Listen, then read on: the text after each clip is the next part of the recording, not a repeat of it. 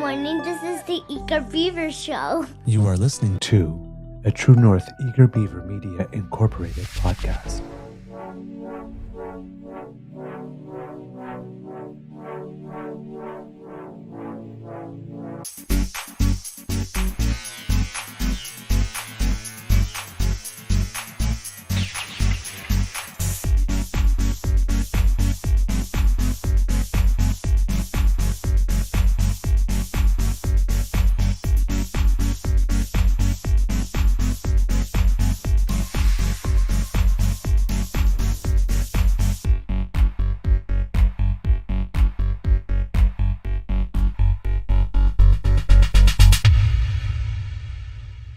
The True North Eager Beaver podcasts are proudly brought to you by our founding sponsors, the Misfit Mysteries from Corvid Moon Publishing, your source for science fiction, fantasy, and cozy mysteries featuring a broad diversity of characters, CanadianTarot.com, your uniquely Canadian online eclectic tarot community, and the Pepper Master, hot pepper sauces made from farm-fresh ingredients to thrill your taste buds and expand your mind.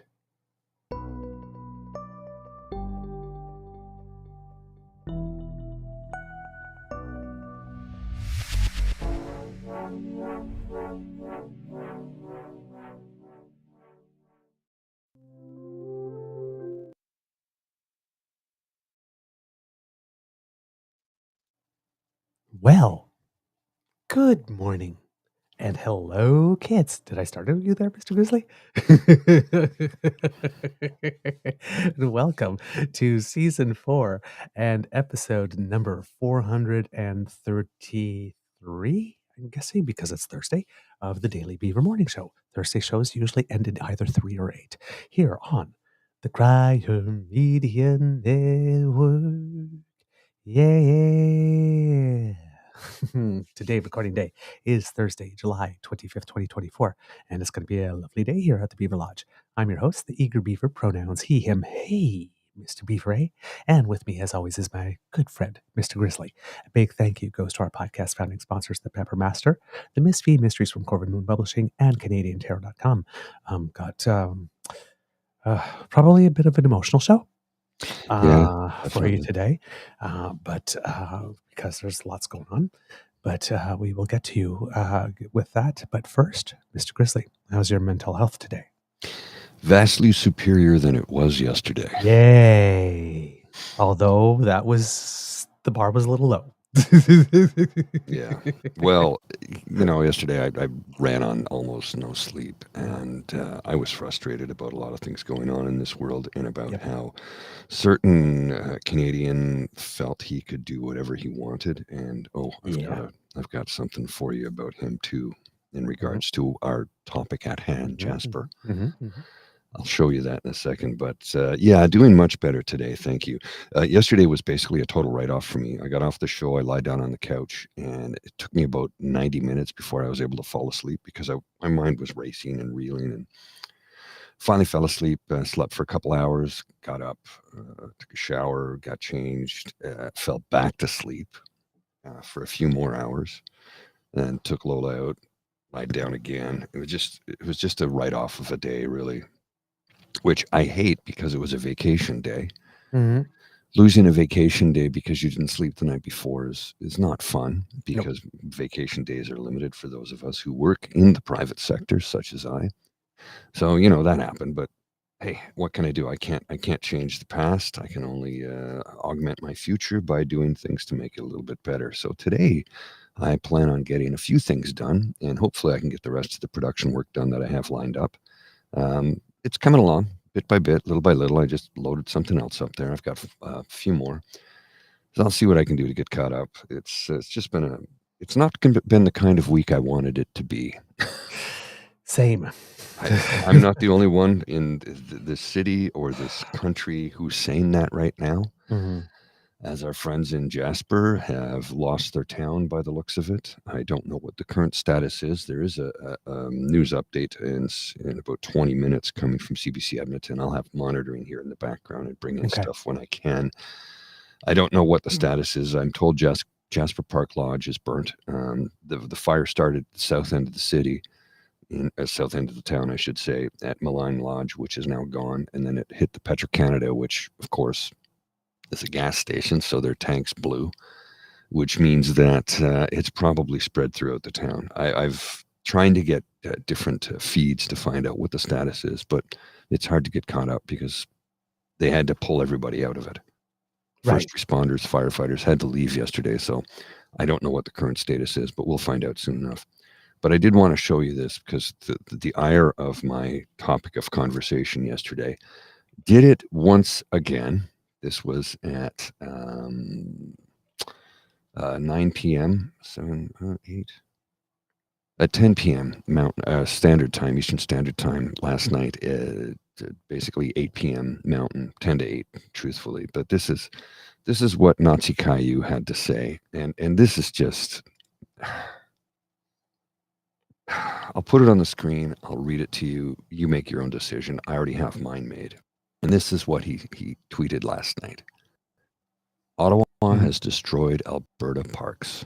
Banff was almost burned down by feminist firefighters last year.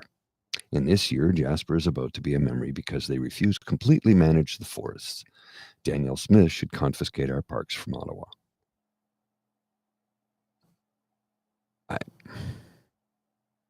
I'm sorry, I have no words. That's so stupid and completely uninformed. I can't. The government of Canada manages the park. The provincial wildfire service is provincial. Yes. And if we remember, because I have this little article from May 10th, 2023 in front of me from the Narwhal. It says, we are a skeleton crew out here. UCP cuts led to disastrous Alberta wildfire situation. Now, a lot of people have pointed out that Rachel Notley's NDP did cut the wildfire budget. They did. Yes. They did. But Danielle Smith cut the repellers. Yes. The repellers that go down first.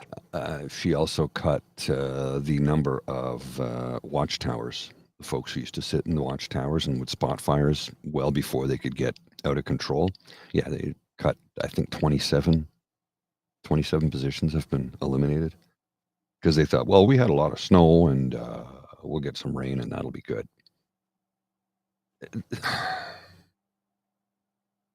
Yep. I just don't know what to say. You know, some days, like the amount of anger I have towards this little Nazi shit. You know about that. I expressed it yesterday. I don't feel like expressing it again today, other than saying that he angers me because he wants to blame the Prime Minister of Canada for every single bloody thing that happens in this country. And he calls himself a journalist, but only covers one side of the story. Because, hey, if he has the ability to find out where the Prime Minister's plane is in the sky, track it, and travel down there, why can't he use those sharp, Skippy air quotes, journalistic skills to tell us where Skippy went on vacation last Christmas? Yeah. For example. Well, nobody's been able to tell us that. Yeah. So, yeah. Well, yeah. Alberta UCP government cut tens of millions of dollars from wildfire preparedness program. Danielle Smith is promising a more nimble response to wildfires. Nimble means non-existent. Yes. So according to this article from the Narwhal from last year, let me read this and you tell me if it's deja vu. The teams tasked with preventing and fighting wildfires across Alberta have been overwhelmingly unprepared for this year's wildfires. A direct result of the United Conservative Party's efforts to dismantle and defund Alberta Wildfire, the province's wildfire prevention and firefighting response unit. Now, this is one thing that I find particularly interesting because, well, Alberta has oil, right? And they keep on lording it over us that all of us would be living in squalor if it weren't for Alberta. Economic data has actually shown that I think it was David Milligan or Trevor Toom. I think it was David Milligan who put out something that said that actually Alberta has been dragging all of us down. Yes, actually for like years.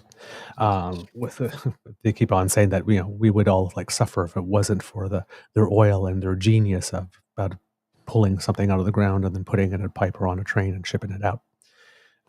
Because because that's pretty much all you do. We don't really refine all that much. There is a refinery there, but it's not that big. But we don't do that much value added. No. We pull it out of the ground, we ship it, and then we buy it back at a higher price. Right? Yeah, which makes zero sense to me because it's also very expensive to pull out of the ground. Yeah. And then all the people who do that pat themselves on the back and put their feet up on the desk and say, aren't we financial geniuses and great economic managers? But I mean, there's a reason why we have a productivity issue. Mm-hmm. We don't do value added. But you have all this infrastructure, all this money that's invested. You're in a province, because where you've had wildfires before, you know what the science is, you know that there's going to be more, and then you don't do a damn fucking thing to protect any of that infrastructure. You actually cut your wildfire service. So what if there's a fire in the area where you have some of these oil rigs? Well, does something not go boom at some point? What if the fires aren't? We just spent how many $1 billion building a pipeline to Tidewater? And then you didn't do a damn fucking thing to protect it? Yeah. And now you're going to turn around and say that that's Trudeau's fault too. Of course. Right. Since 2019, the UCP government has gutted Albertan firefighters and response teams and their ability to efficiently respond and manage wildfires in this province. Quote, maybe we couldn't have prevented the starts and rate of spread, but we're running at 50% capacity to contain these wildfires, says a firefighting crew leader who's currently working on the front lines of one of the wildfires burning out of control. Again, a reminder, when I say currently, this is an article from 2023. Quote, we don't have enough resources, period. He says his crew requested air tankers and structural protection crews, but received no support. Across the province's districts were scrambling to designate shoestring resources to multi-fire events. Alberta wildfire was forced to triage, and some wildfires went unmanaged, he says. Quote, you have to be proactive in order to be prepared, the crew leader says, and the government hasn't been proactive for the past 4 years. Well, so I'm guessing there was some Kenny cuts too. There were. Yes. Then the next little, sometimes in the longer articles, they have like subheaders. We all knew this was going to happen. This is the subheader. This is not an unprecedented disaster in Alberta's recent history. For over a decade, nearly identical spring conditions have fueled catastrophic wildfires, including the Flat Top Complex, which burnt over the part of Slave Lake in 2011, the Horse River wildfire, which prompted the evacuation of the city of Fort McMurray in 2016, and the Chuckhagen-McMillan wildfires, which threatened multiple communities in northern Alberta in 2019. So, I mean, this happens every year. This is not new. And then they turn around and says, you know what we need? Less firefighting capacity. Yeah, that makes a lot of sense, doesn't it? These are the same people that keep on jumping up to a mic all the time and saying, the first duty of a premier is to keep our people safe. I'm going to call bullshit on that. I mean, it's supposed to be your first duty, but you don't actually do it now. Don't ya? Of course not. Don't ya? What is unprecedented is the way the government has cut back the department tasked with dealing with exactly these sort of disasters. The UCP government has, quote, whittled away a world-class firefighting response program. Because that's what you do when you're a government. Hey, let's find the things in the province that are working super well, like the LCBO, for example, or the Ontario Science Centre, for example, and let's just freaking destroy it. Mm-hmm. Wildfire service, we don't need that. Who needs that? Well, it's not like all of us aren't pretty much equally vulnerable to a fire. Right? There's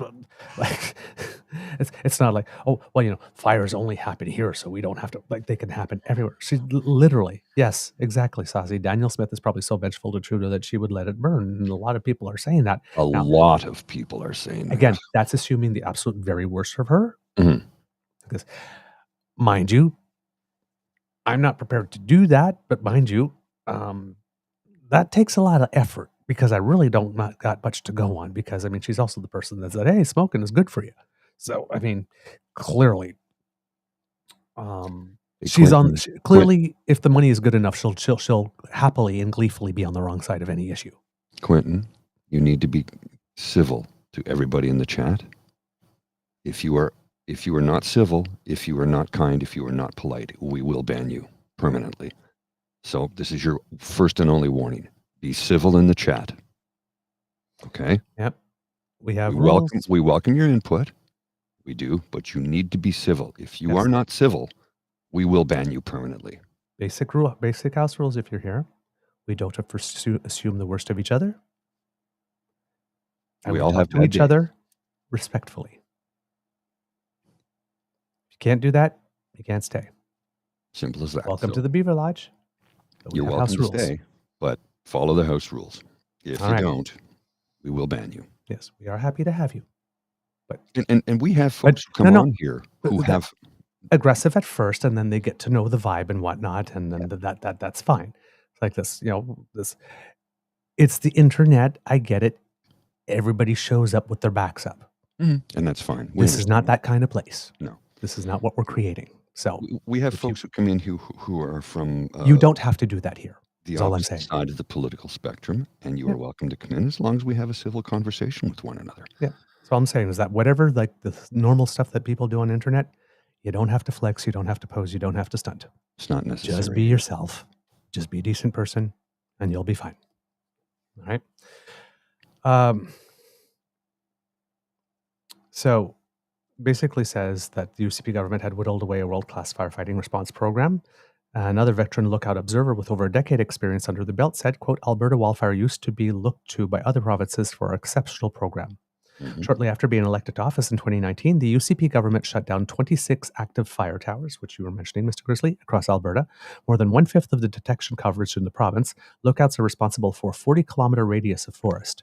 Early detection and investigation of wildfires enables firefighters to put suppression plans in place before wildfires escape into large-scale catastrophes. There are certain things for which you need people. If you don't have the bodies, you can't do the work. And that's part of planning. Yes. And the thing, I understand that sometimes you do all this planning. You remember what we said with the pandemic? When the pandemic was over, your impression was, wow, the government sure did overreact. That means the government did the good job. Because if you think, gee, we did all this for nothing, that means that not as many people as could have died. That's right. And there's always going to be people who do that, right? Right. But what happens all the time, it's like, oh, well, gee, we haven't used this service in like 7 or 8 years. Let's cut it back. And then boom, something happens. Go, where's the service? Oh, well, nothing happened for the last 8 years. So we figured we didn't need it. It's like, you always need it. That's part. Canada is over 150 years old.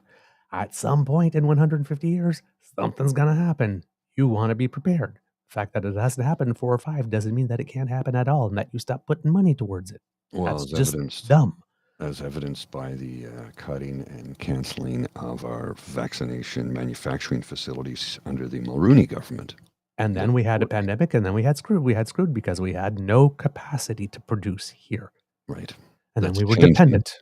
It's changing now because we're building again. But people had to wait longer than what would be considered normal as a result. Mm-hmm. So, thankfully that's changing when we say, that was short-sighted. Just because we haven't had a pandemic in a long time doesn't mean we're not going to have one again. And we had of people warning us that this would happen again. And more and more and more.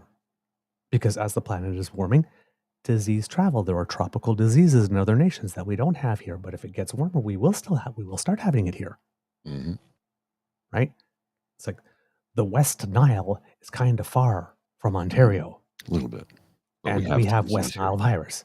Yeah. Things travel. Jeez. That's why all the countries work together in these networks so that when something pops up somewhere, the whole world will know about it, then they can prepare. Mm-hmm. We're supposed to be trying to help each other out here.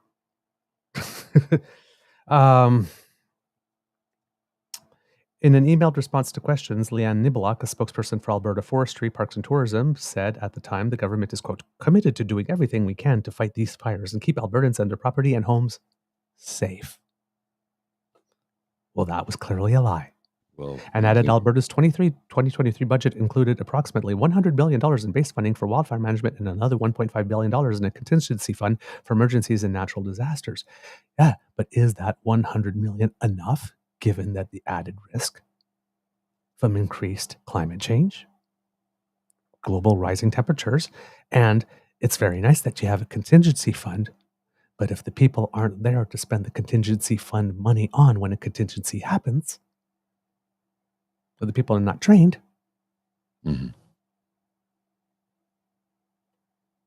what do you think is going to happen? Game it out. Right? It's almost like they didn't do a tabletop exercise. Yeah, you think?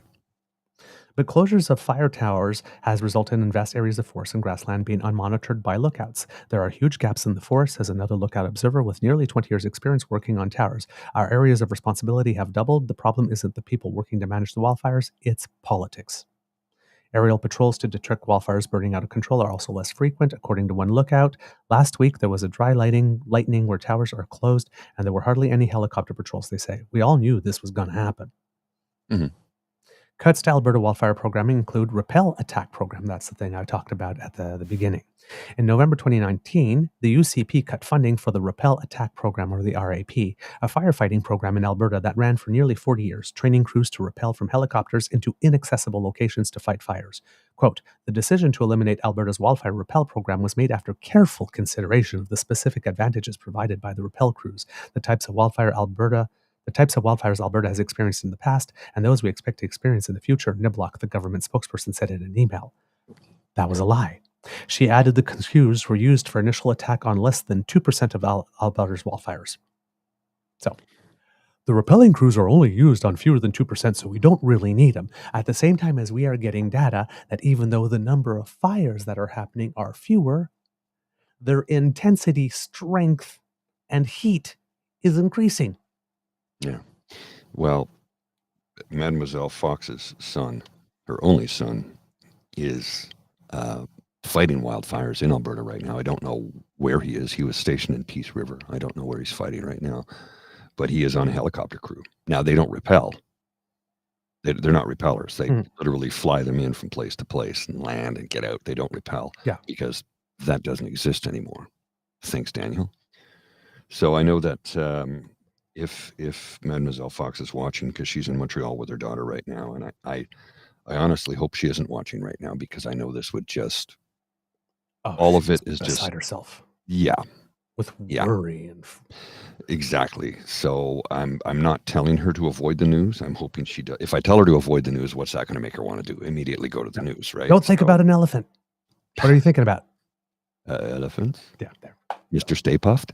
It's literally what happens. So it's like, I'm not saying anything. If she calls me in a tizzy, which I expect may happen, if she caught the news, but she is with her daughter and they're doing mother-daughter things, shopping, and I think they went to a drag show last night, and they're just enjoying the city of Montreal and all that it has to offer. So hopefully she's not tuned into the news about what is going on in the wildfire situation in the province of Alberta right now, because if she does, I'm sure it'll just mess her up completely, as it would her daughter, because her big brother is there fighting wildfires. So yeah, exactly. This one hits pretty close to home. Yes. I was just in Jasper. Yes. Mademoiselle Fox was in Jasper with me, with one of my best buddies on the planet.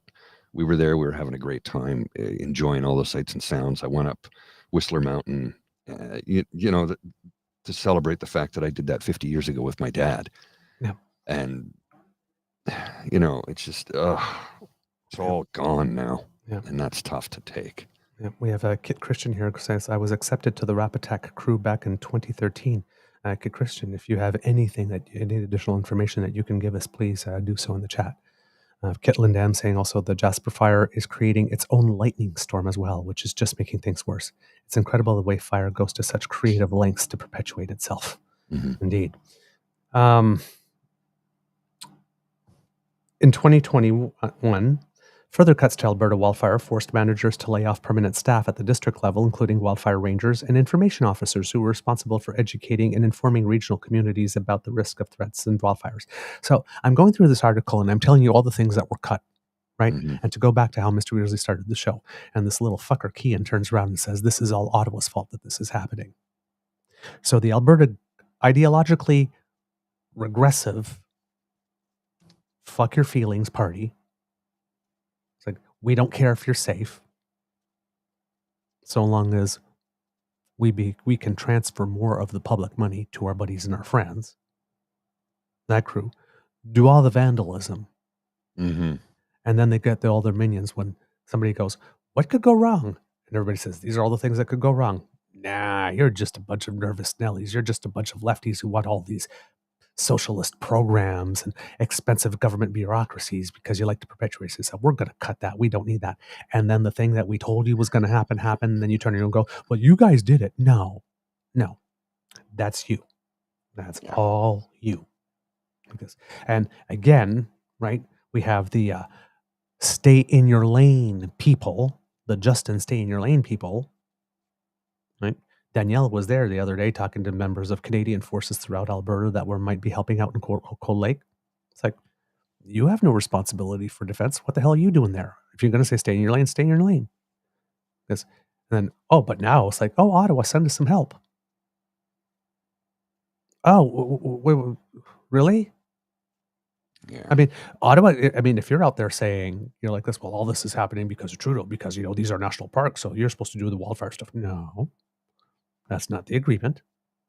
It's not the agreement with them. That's not the contract with the provinces. So, clearly you could say other way. Oh, well, gee, if that's the case, then, it's, it's on your land. It's like, you have the wildfire service. Why should you need help from our military? Our military is busy doing military things. You handle it. Ottawa doesn't turn around and do that. No. But Alberta turns around and does it, though. Well, not Alberta in this case.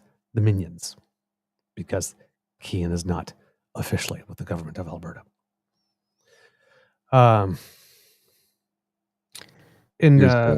got a quick video clip I want to show you. It's 51 seconds from the top of Whistler Mountain, overlooking the town of Jasper. As I, it's just 51 seconds. It's okay. just here. Just watch it's. I just want you to watch this. So you can really see your eyes up here in the bright sunshine against the mountain backdrop. Quite high up, as you can tell. What are you thinking so far of the trip? I think it's been a grand adventure. You a little tired? A little tired. We probably wore you out yesterday on the road coming in.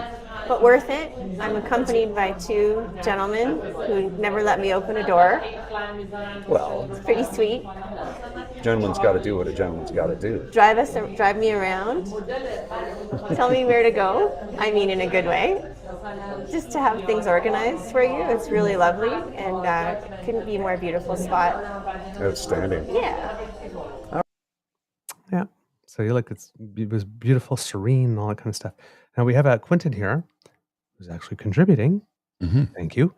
Well, if you actually want some of my opinion on the wildfires, it's basically this. There's no reason why wildfires should be able to rip through a city of 30K in 2024. We completely agree. There's no reason why it should, but it is. And therefore, you should be asking why. And right now, we are telling you why. There's a whole climate part of it. We do have an El Nino thing that's going on right now. That's a weather thing. Yes. And we have the fact that the people of Alberta have taken their time. They listened to all the arguments. They took time out of their personal lives to go and stand up and stand in line and vote, or to vote early and cast a vote. And those people were elected by the citizens of Alberta, or the residents of Alberta, I should say, to, on their time and their dime, do things that are in their best interests. So if a town of 30K, or a city of 30K in 2024, has a wildfire ripping through it, and the responsibility for managing wildfires is a provincial one, then perhaps the next natural, obvious follow-up question is, hey, people at the province that I invested so much time in learning about and spent time to go and vote for, how did you let this happen? Mm-hmm. I read a comment earlier this morning. Somebody said, Jasper is a movable town. I said, what? Oh, it's because it has a very transient Mm. working population there in the summertime. Yeah. Now, here's a couple of facts about Jasper, the town you may or may not know about. Population's about 5,500. It was founded in 1813. How movable is that town? That's pre-Confederation, pre-Alberta joining Canada, pre-everything. 1813 is when the town was founded. So all that heritage, all those heritage buildings, they're gone. It's not there anymore. Yeah. That is heartbreaking. Oh God, yeah. Listen, I've been Jasper. You know, when you get off that bus and you're at the center, you know, and you see that big view and you take the it's one of the most breathtaking views I have ever seen. Mm-hmm. Oh yeah. Right. There's people that go around. Some people go into the center and take a look and all like this. I literally stayed outside the entire time, and it was just like mouth agog. You know, it is gorgeous. This was the view I had out the front window of the lobby when we did a live podcast from there. Mm-hmm. That's what I was looking at. Yeah. And here's, again, I want to remind you of for this year, again, the global context, if you put it up, Mr. Grizzly. Mm-hmm. This was the Alberta fire danger fire weather map for July 9th. When I was in Jasper. Yes. Red is very high risk. Pink is extreme risk.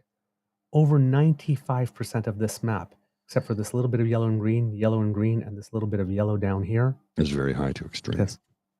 Yeah. It's all of it. Yeah. One question that maybe people should be asking is, between July 9th and 2 or 3 days ago, when two fires in Jasper the two fires, one that are threatening Jasper just popped up because everything was just so dry, just went, as Alberta Wildfire is reporting. What was done between the 9th and then to prepare? Because it seems to me that from what I'm hearing on the news that the Premier of Alberta has been rather distracted with a personal civil war with David Parker and a whole bunch of news that was about to come out and that has come out about her predilection for frickin' box seats. My fellow citizens in Alberta, about whom I care, who a lot of people think I don't care because I might be on one side of the political spectrum, right? And they might be on the other. Because they can't imagine that people on the left could actually care about people on the right, but we do because we care about humans. Period. Whether you're right or left, we care about humans. We don't have to see politically eye to eye to actually give a damn about you. You understand that? I don't want people to be harmed. I don't want people to lose their livelihood due to irresponsibility of a provincial government at any point in time, no matter who that government is. We are supposed to be electing governments to serve us. Yes, not their puppet master, wealthy, money-grubbing overlords. When you get a map like that, yeah, and your first instinct is, hey, maybe we should call in all the resources now. Meanwhile, $1 billion from the province and city of Calgary will go towards building a new rink north of the existing saddle. With fancier, newer, and more modern box suites for Danny's delicate and soft little tushy. And of which any revenues generated on site, none of that goes back to the province. It all goes to the owners of the rink and the team. So let me see if I get this correct. Welfare for the wealthy, rugged individualism for the rest of us. Because you would think that if somebody was making a deal like that in the interest that would be win-win-win, interest of the government, interest of the business, interest of the community, and say like, hey, we're putting X number of $1 billion or $1 million into this. So when your profits start coming in like this, the first 10% of them come back to repay that until such time it's paid back. It's still an interest-free loan, but at least the government gets its money back. Yeah, it's not in this case. Sometime. But this, hey, we'll just give it to you. You just take it and run, and then anything that you generate from it, just keep it all to yourself. That is not a decision that's not a decision that is in the people's best interest. goodness, no. Because you, the citizen, get nothing out of that. You pay into it, but you get nothing out of it. And I mean, yeah, if you could afford a ticket, you get to go to a fancy thing, but you get anything out of it. That's the problem with the LCBO thing going on in Ontario. People are turning around and says, well, it's like the government's just going to lose the taxes. No, the government is also going to lose the markup. Mm-hmm. If a store that's not the LCBO sells an alcoholic product, they get the markup. The portion that's alcohol tax goes back. The portion that's provincial sales tax does go, but provincial sales tax is neither here nor there in this particular debate. But the booze taxes go. But all the markup does not go. That's all money that gets taken out of the LCBO. That's all money that when you buy alcohol, you basically reinvest back into yourself. That the provincial government has decided you don't need that money anymore. We have decided, we, your betters, who rule over you, rather than govern for you, have decided that you do not need that $2.5 billion. Costco needs it more. Yeah. Walmart needs it more. When you can be living in the province and not have had a family doctor for 10 years. I've gone through my entire 40s without a family physician. And that fucker Doug Ford is still taking more money out of the province and directing it to people who don't need it rather than making sure I can get a freaking doctor. In Alberta, rather than making sure that people don't have to lose their homes to a fire, they decided to cut that because I guess they had other priorities for that money than making sure that everything that you've worked your whole life for doesn't just go up in about 3 minutes. They don't care about you. So here's the chart that shows the overall government funding for this new arena in Calgary, which is just north of the saddle. And I'm not calling it a dome because it's not a dome, it's a saddle. Sorry, I know people get pissed off at that, but sorry, I'm pedantic. $1,183 million from overall government. 69.7% upfront share, long-term cost, 43% share, $537 million. Revenue share for the government is zero. Who gets it? The private sector. 100% of the revenue goes to the private sector. So you're building the rink, Calgary. $300 million comes from the province. The rest comes from the city. You can see it here. $537 million cash for the event center, parking structure, the enclosed plaza, and 25% of the community rink, plus a $316 million loan to CSEC. CSEC is the Calgary Sports and Entertainment Corporation. $330 million cash for transportation improvements, land, infrastructure, and site enabling costs, including off-site and on-site utility servicing costs, public realm and site clearing, demolition, and 50% of the community rink. $40 million cash to offset event center costs, parking, the enclosed plaza, and 25% of the community rink. $17 million a year plus 1% per year over 35 years plus $1.5 million per year to community sports. So basically, it's corporate welfare on a massive scale. A massive scale. The city and the province are paying for a rink that will be owned by a billionaire. And he gets to profit 100%. Who doesn't need your money? Like, how did this happen?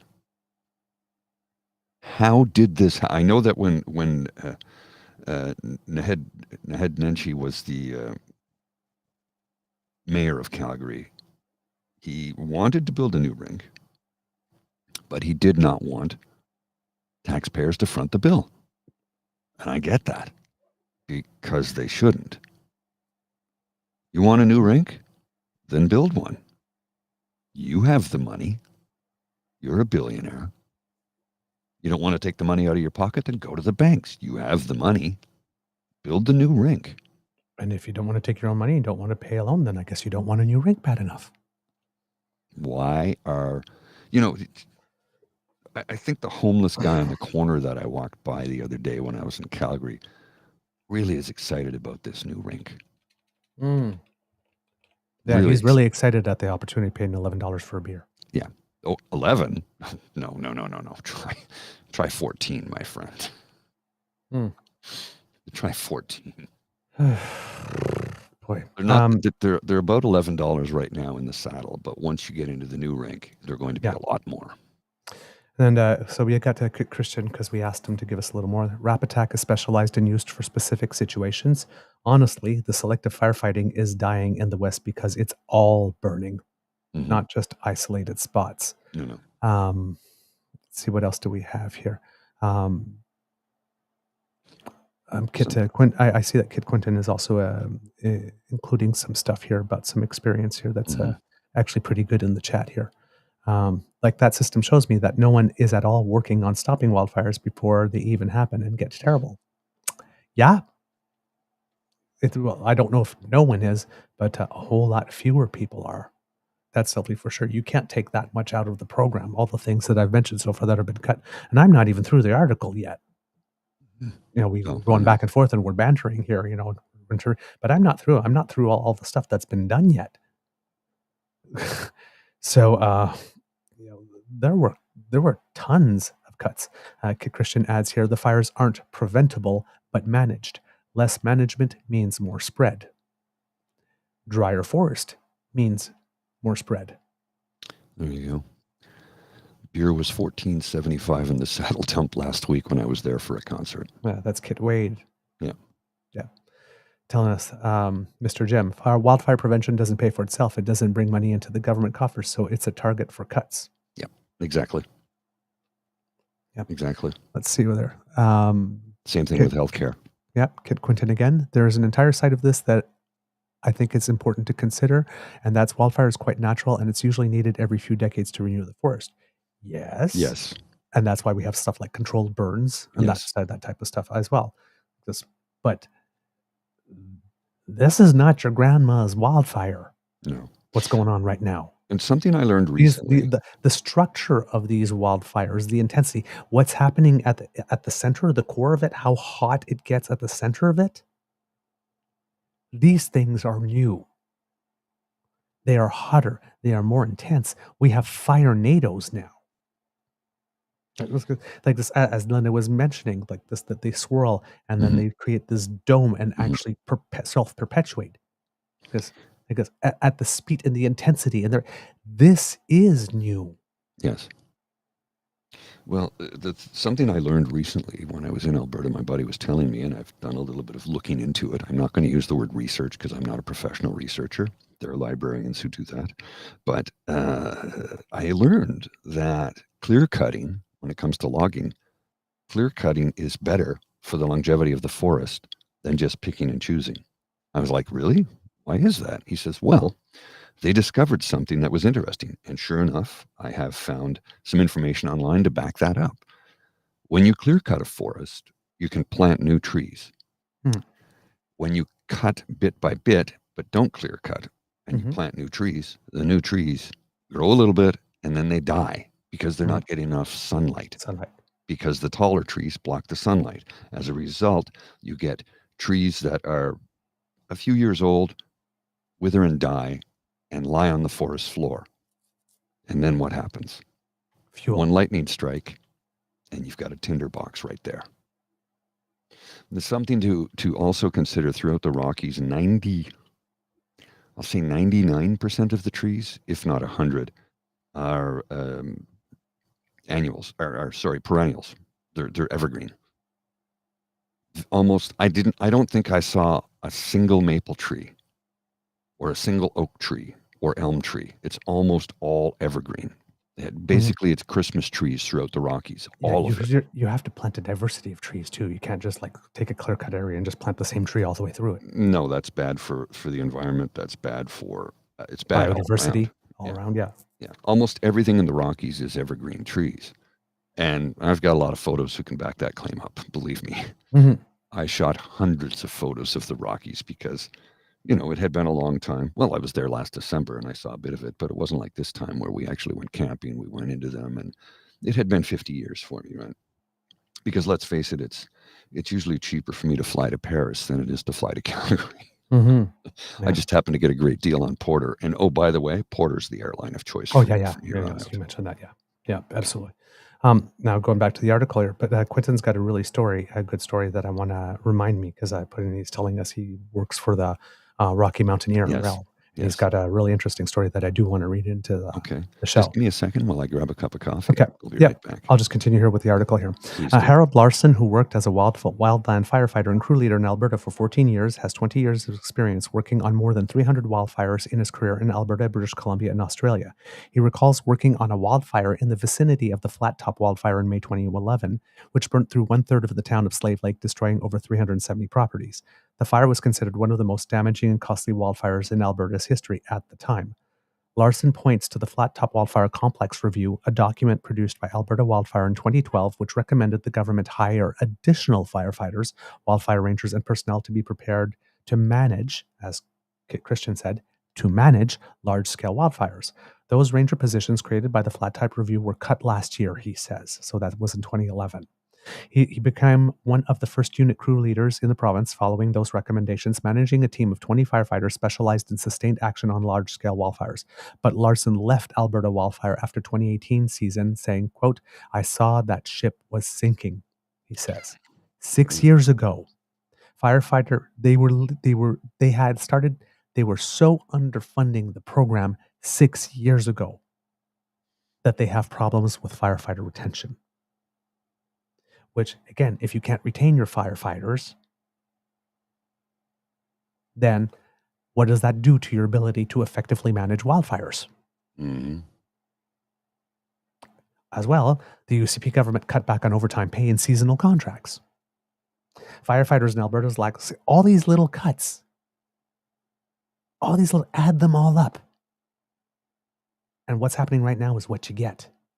Firefighters in Alberta's lack of access to full-time year-round employment, benefits, pensions, and even sick days. Quote, "The key to staying long-term in Alberta as a firefighter is sacrifice," Larson says, sacrificing relationships, income, benefits, and even the body. Raleigh Moskaluk worked with Alberta Wildfire as a firefighter on a unit crew from 2016 to 2021. Quote, "For seasonal firefighters, we need to make our income in 5 to 6 months," Moskaluk says.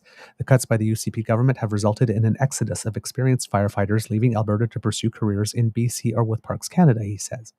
Quote, "In my 2016 year, our crew only had 4 rookies out of 20 people," Moskaluk says. "By the time I left after 2021, the majority of crew members only had about 3 seasons of experience. Turnover was rampant across the province. Experience is critically important on the fire line," Larson says. Quote, "It can be dangerous having an inexperienced crew and ineffective in terms of fire management. The government has demonstrated zero interest in fixing their crew retention issues.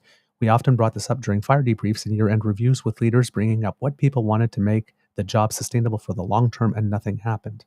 So these are the people like this, that all the politicians are there going, and please have a thought for our wonderful firefighters who are working so hard when the fire's happening. Mm-hmm. But when it's not, it's like, do we really have to pay you? You need extra training. Can you do that out of your own pocket?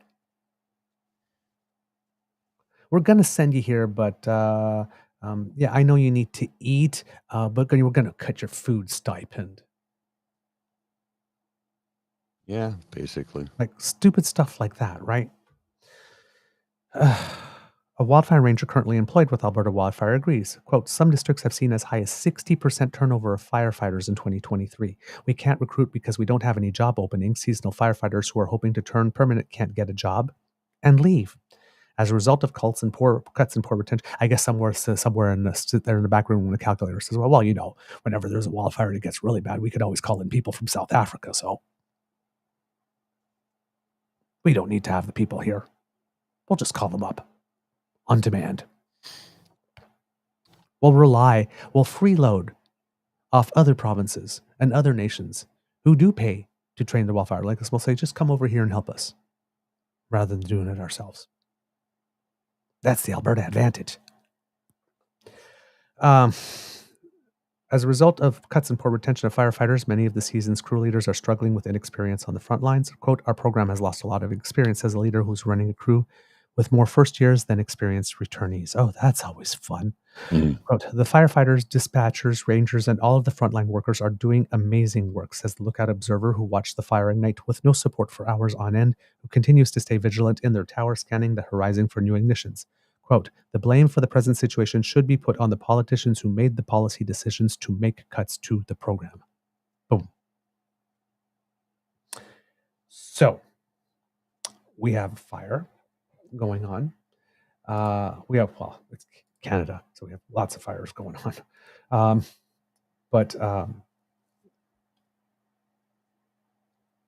In the town of Jasper, it's basically right now the worst case scenario. Sam Sampson from CBC reports that Mayor Richard Ireland said, "This is simply our community's worst nightmare." He says that the neighbors were heartbroken. Quote, like all residents, I feel devastated, shattered. So far, officials don't know the extent of the damage, but verified images show that structures are incinerated. There's an ugly orange glow hovering above the destruction. James Etham, who's with Parks Canada, says there has been structural loss at this point. Quote, I can't confirm how many locations or specific structures. Most first responders were actually told to evacuate Jasper to the nearby town of Hinton. So there was a convoy of RCMP vehicles and heavy-duty trucks filled the highway. The federal government last night said that it would send help to fight the fires. A united attempt to protect whatever's left of the town. A small team of structural firefighters has stayed behind in Jasper to protect key infrastructure and save as many buildings as possible, but it's not clear how long the crew will be able to hold out. It's still unclear how much of the town is gone, of course.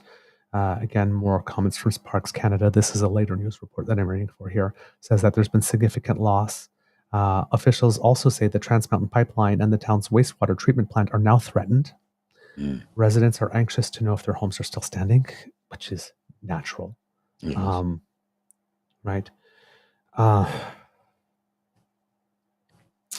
But apparently there are some verified images now that do show that there are some structural damage. Let's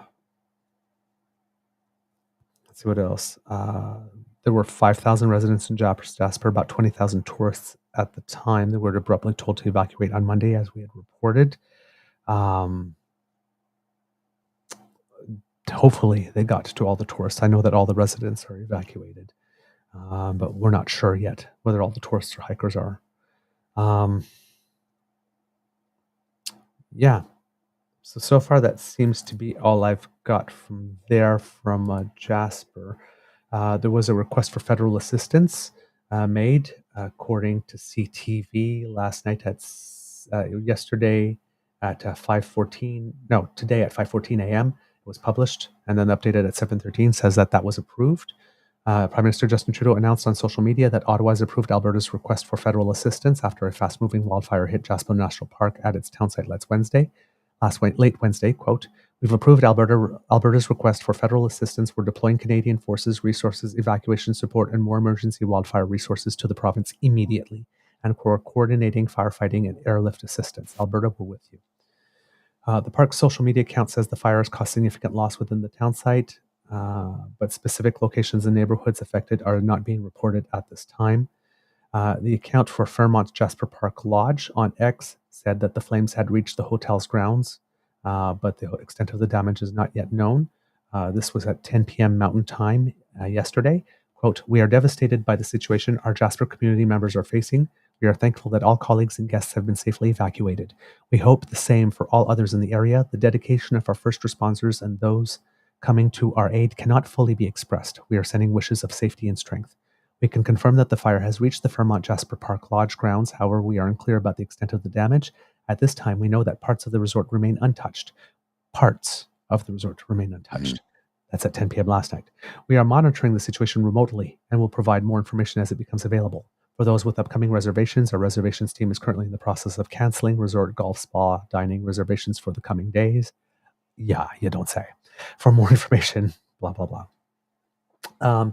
As the flames consumed more fuel, officials say the air quality dropped to dangerous levels, prompting fire crews without breathing apparatus to evacuate in the nearby community of Hinton. Structural firefighters stayed behind in Alberta mountain town in an effort to protect key infrastructure.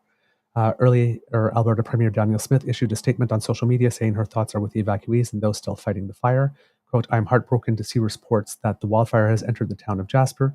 The safety of everyone is our number one priority, and thankfully the town was evacuated earlier this week. I want to thank all of our firefighters and crews who have been hard at work. See, I told you that earlier, right?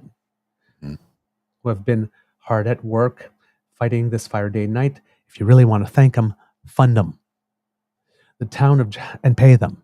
The town of Jasper and Jasper National Park have all hands on deck. Alberta wildfires on the grounds to supporting them. Our government will have more to say tomorrow, but in the meantime, please keep Jasper in your thoughts and your prayers. And right now, as I see her face, all I can think is that $100 million for that Tylenol should have really would have come in handy now. You think? But I'm not bitter. Hey, one of her friends got rich off of it, right?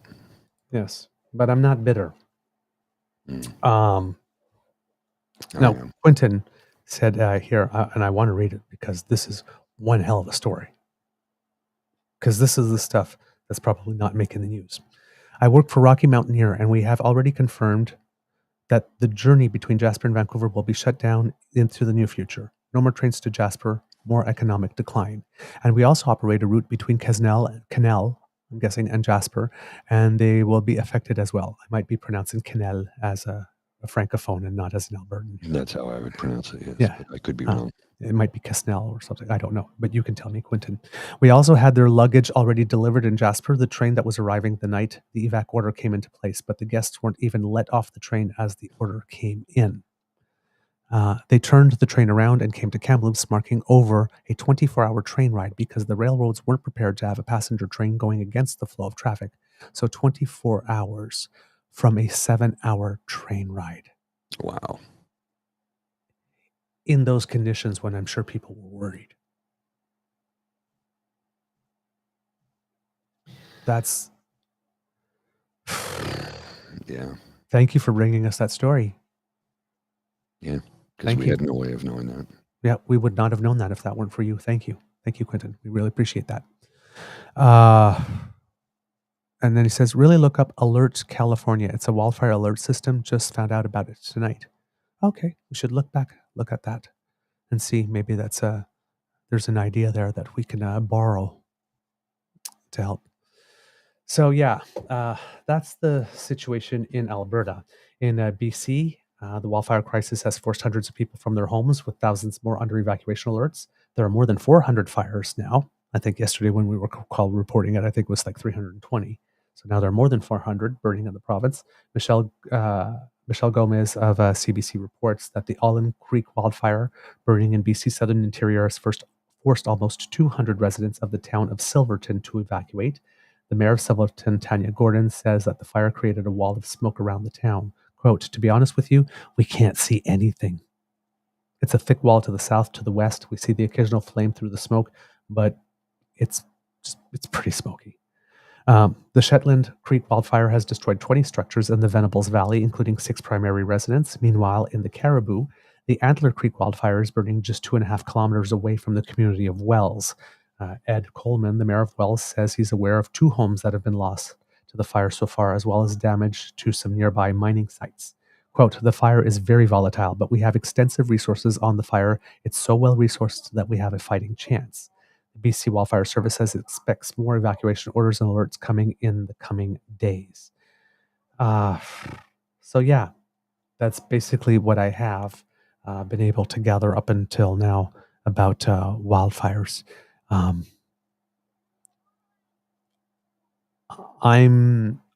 concerned. I'm frightened because this one is not about to be under control anytime soon. And you know, I'm on Twitter. You know, if you're on Twitter, you see these things in real time as they're happening, and you see how people are commenting about things as it is happening. And there was one I saw yesterday that it kind of broke my heart because they were showing whatever picture they were able to get. And And then it's like, yeah, this is the one. I'm going to put it up. But that's how you put it.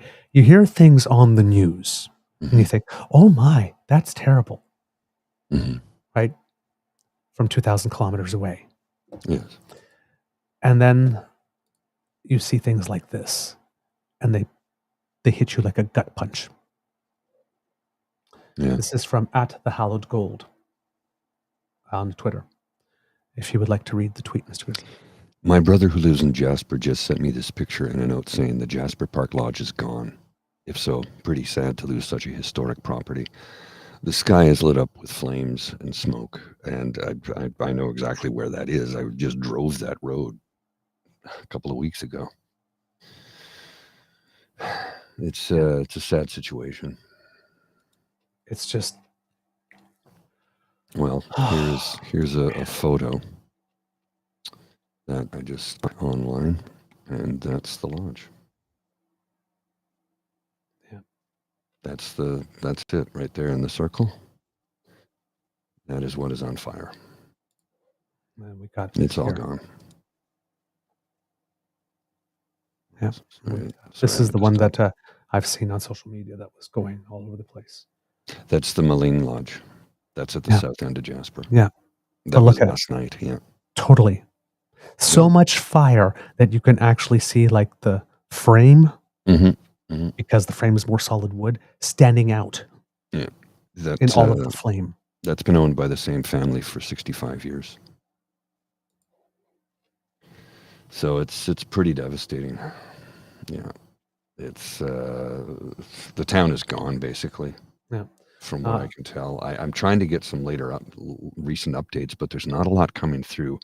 No. I think it has to do with the fact that they're just not allowing anybody in or out right now. Yeah, it's hard to get something. It's just all hands on deck like this. Yeah. We'll report when we finally get a chance to breathe. There's an account on Twitter @JSJamato, JAMATO. So JSJAMATO. It's a journalist named Sean Amato. Yeah, he is offering some really, really good quality coverage here. Yesterday, his account was rather active with lots of updates. And this was some of the stuff he had here.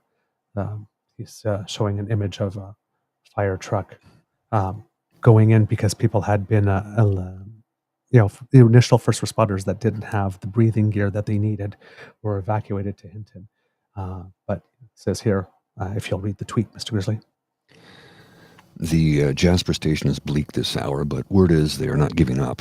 Here are some firefighters headed to town just now to try to save it. More on the way soon, I'm told. The blaze is on Jasper's doorstep right now. And that was 11 hours ago. Now, Here's the thing. All of those people have since been evacuated. Yeah. All the first responders have been told to leave. Yeah. And he's, I guess he's, I don't know if he's a freelance, but right now he's been reporting with the city. He's actually been appearing on City News to deliver updates. The most recent thing on his feed is from 6 hours ago, signing off for the night, staying in Hinton. Thanks for joining me today and the nice comments. Hello, new followers. I hope my post helped a bit despite being an awful day. But let's see, what's the last thing that he has to say here? Going to take a second to acknowledge the dedicated journalists out here covering Jasper wildfires, City News, CBC, Radio Canada, Global CTV, all helping each other, working long hours in rough conditions, hanging in late now to provide an essential service. He worked into later in the night. Let's see what we have here. Here he has a small clip of an interview with a Parks Canada official that I'll put to you, Mr. Grizzly, because you have the audio and I don't hear. Sean Amato says, this is what happened in Jasper today that led at least part of the town site being destroyed by wildfire, according to a Parks official. Parks official, his first name is James. Information officer. Let's just have a look at this. I think I've seen this. Out of town, the North Fire was getting closer. The South Fire made a significant push, driven by wind and very receptive fuels. There's very, very dry conditions in Jasper right now. The fire behavior was quite intense, starting at about around 1 o'clock. fire crews were witnessing 300 to 400 foot flames, fully involved, continuous crown fire, and a fire spread rate of approximately 15 meters per minute. Out of town, the North Fire was getting close. So, yeah. Apparently there was a little bit of rain near the gate. No, nobody really knows whether or not it actually got in deeper into the park, but it didn't really last all that long. And so was not did not provide much relief or help, unfortunately. And I understand that the premier didn't ask for help until 8 p.m. Mountain Time last night when the town was already up in flames. With that map that we showed from the 9th. I just don't even. There we go. We have a Kit RMR. Quenelle is a hard Q with a W attached. So Quenelle instead. Because as a bon franco-ontarien, I'd say Quenelle. But Quenelle. There you go. See? That's one of those things where you go to, like, you're somewhere in town and it's like, can you tell me how to get to Canal? It's like, oh, you're not from here, are you? Quesnel. Canal. What? What's that? You mean Quesnel? Yeah. It depends on where you are in the country. Some words get pronounced quite differently. You remember in the '84 Olympics in Los Angeles, the women's marathon was won by, this is how she pronounces her name, so I'll say it. Joan Benoit. Okay. She's from Maine. We would say Benoit.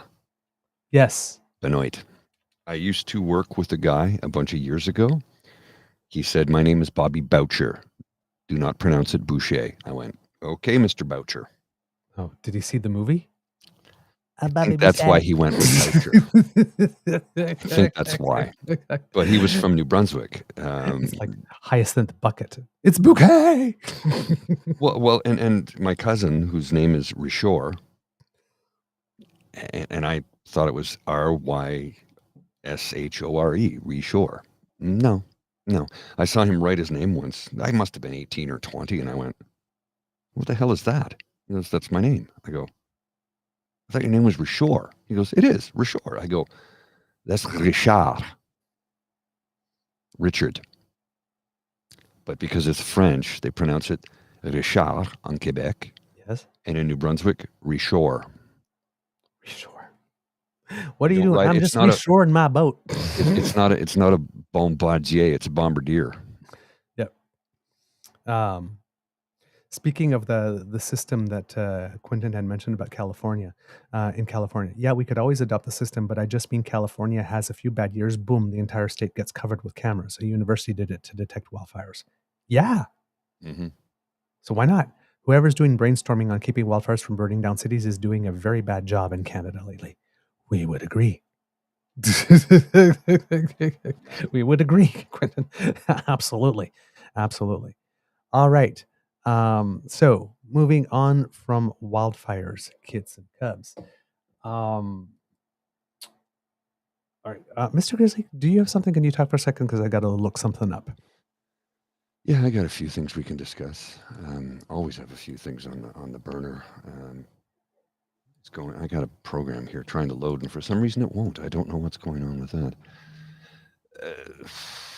I want to show you a couple of pictures here that I did put up a moment ago of. I know this is dwelling on it, but I was just here. I was just there. That town is now in ashes. And if you see the lake up here on the right-hand side, that's where the Fairmont Jasper Park Lodge was, because that is also burnt. This is the foothills. This is the foothills of the mountains, which are in the back here behind the lakes. It's all gone. Mm-hmm. It's heartbreaking. Yeah. The only reason I mention this is because it resonates with me. Got Kid Tim here. Says, I know a few people with the last name of Guindon. Never pronounce it right for any of them. The only reason I say that is the last foster family I lived in, that was their last name, Guindon. I was like, oh, there's a name I haven't seen in a long time. All right. Moving on to the other big news, which unfortunately, is not a Canadian piece of news, but it's an American piece of news. President of the United States finally technically addressed the nation because he's talking to his fellow Americans, but also addressed the world, right? Because the United States. We're going to get a copyright violation if I show this. On that one? Yeah, because it's American news, and anything that has, like, when I have to click off boxes to keep the channel up and operational and monetized it, one of the boxes I have to click is this has never been shown in the United States of America, and this clearly has because it's ABC News. Oh, it's ABC. Okay, no worries. Then I'll get you that. Okay, no worries. I'll get you the global one then. Then that would be fine because that's Canadian and I can show that. Although it's still questionable whether they'll hit us with it, but if it's a global feed, that might be a little bit different. Okay. I just grabbed the first one that I saw. Sorry, I didn't pay attention to that. Yeah, no, it is important because, well, at Global News, it's a public, well, it is a private broadcaster, but it's news, so we shouldn't get tagged with it. So how much do you want me to start right at the very beginning? Where do you want me to start with this? Well, here's the question. It's part of me 11 wants minutes. to. Yeah, I don't know if I should show it. You know what? Let's not show it. Okay. I was going to show it. I was going to show it all. Well, I want to show some. Okay, let's just start it, and I'll do some because I can say what he said, but I can't convey tone. Of course. Right. Understandable. So, and that's it's part. Words are only a certain percentage of the message. Facial expression, tone, pace of speech, whatnot. Those are other things. So, well, he's still the president for a few more months, right? Until January 6th. Yep. 6 more months. All right. Let me just it's on the screen for you. My fellow Americans, I'm speaking to you tonight from behind the resolute desk in the Oval Office. In this sacred space, I'm surrounded by portraits of extraordinary American presidents. Thomas Jefferson wrote the immortal words that guide this nation. George Washington, who showed us presidents are not kings. Abraham Lincoln, who implored us to reject malice. Franklin Roosevelt, who inspired us to reject fear. I revere this office, but I love my country more. It's been the honor of my life to serve as your president. But in the defense of democracy, which is at stake, I think it's more important than any title. I draw strength and I find joy in working for the American people. But this sacred task of perfecting our union is not about me. It's about you, your families, your futures. It's about we, the people. And we can never forget that. And I never have. I've made it clear that I believe America is at an inflection point. One of those rare moments in history when the decisions we make now will determine our fate of our nation and the world for decades to come. America's going to have to choose between moving forward or backward, between hope and hate, between unity and division. We have to decide, do we still believe in honesty, decency, respect, freedom, justice, and democracy? In this moment, we can see those we disagree with not as enemies, but as fellow Americans. Can we do that? Does character in public life still matter? I believe I know the answer to these questions because I know you, the American people. And I know this, we are a great nation because we are good people. When you elected me to this office, I promised to always level with you, to tell you the truth. And the truth, the sacred cause of this country is larger than any one of us.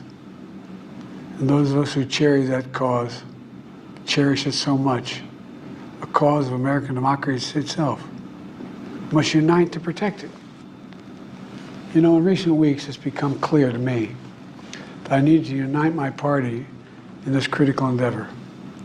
I believe my record as president, my leadership in the world, my vision for America's future, all merited a second term. But nothing can come in the way of saving our democracy. That includes personal ambition. So I've decided the best way forward is to pass the torch to a new generation. That's the best way to unite our nation. You know, there is a time and a place for long years of experience in public life. But there's also a time and a place for new voices, fresh voices, yes, younger voices. And that time and place is now. I don't know who the sound engineer was on that one, but they need a slap, because all I could hear is the sound of air conditioners in the house. Yes. Like, my God, man. Now, do something. Now, personally, I would be happy to play it all because it was a great speech all the way through. So I really recommend that you listen to it. You could tell if you were watching that at one point he put his hand out on the side and almost like grabbed the side. This is clearly a very emotional time. He's literally bracing himself. Oh, yes. In order to be able to deliver this. He said, like what he had to say, though. Yeah. Yeah, but that's why I was saying this. Like, we could have kept it up because there's no lull in it. There's no there's no part of that speech that doesn't have a line that is quoted, that is memorable. The speech was called Poignant. As I mentioned, I revere this office, but I love my country more. It's been the honor of my life to serve as your president, but in defense of democracy, which is at stake and is more important than any title, I draw strength and I find joy in working for the American people. The great thing about America here, kings and dictators do not rule. The people do. History is in your hands. The idea of America lies in your hands. Other quotes, in recent weeks, it's become clear to me that I need to unite my party in this critical endeavor. I believe my record as president, my leadership in the world, my vision for America's future all merited a second term. Yes, they did. They did. If he was 60, with all his accomplishments, he'd be breezing through this election. But nothing, like you said, nothing can come in the way of saving our democracy. That includes personal ambition. So I've decided the best way forward is to pass the torch to a new generation. It's the best way to unite our nation. And that creates a compare and contrast moment, doesn't it, with the other candidate? Especially when we're talking about personal ambition. Right? Said when he was talking about Kamala Harris, said that she's experienced, she's tough, she's capable, she's been an incredible partner to me and a leader for our country. Now the choice is up to you, the American people. And he is on record as saying that choosing Kamala was the smartest choice he made. Quote, "It has been the privilege of my life to serve this nation for over 50 years. Nowhere else could a kid with a stutter from modest beginnings in Scranton, Pennsylvania, and Claymont, Delaware, one day sit behind the resolute desk in the Oval Office as President of the United States. Here I am. And that's what's so special about America." The president then walked out to the Rose Garden, where he addressed hundreds of White House staffers who walked over to the executive mansion to see Biden and share his favorite treat, ice cream. Historical moment. He also had a meeting.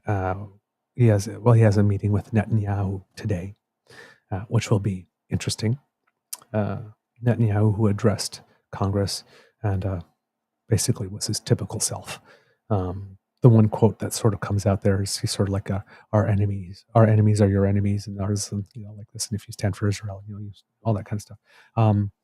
I'm not exactly sure. Let me put it this way. I'm sure that Israel's enemies are common to the United States.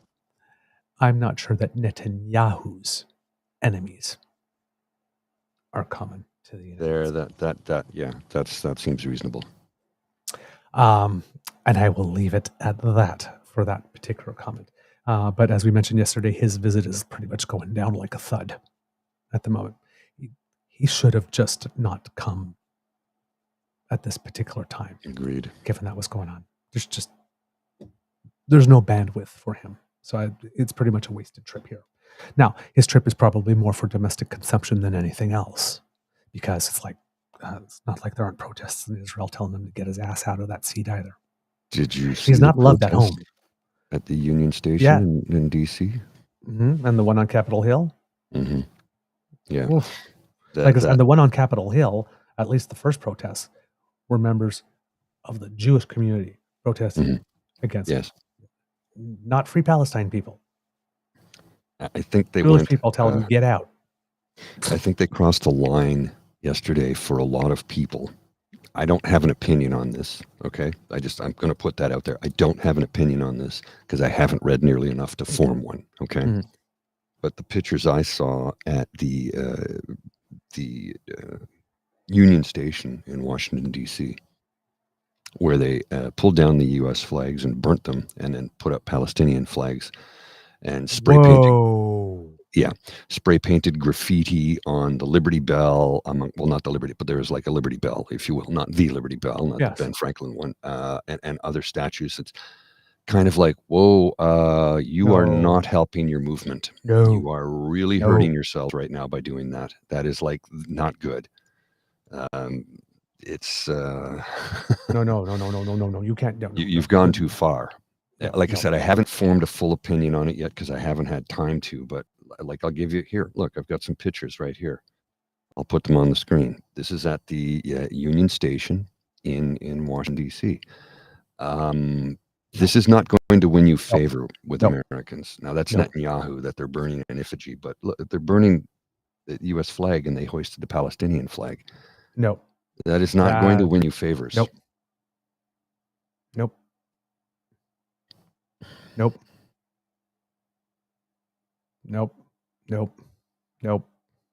It's just this. No, that's not.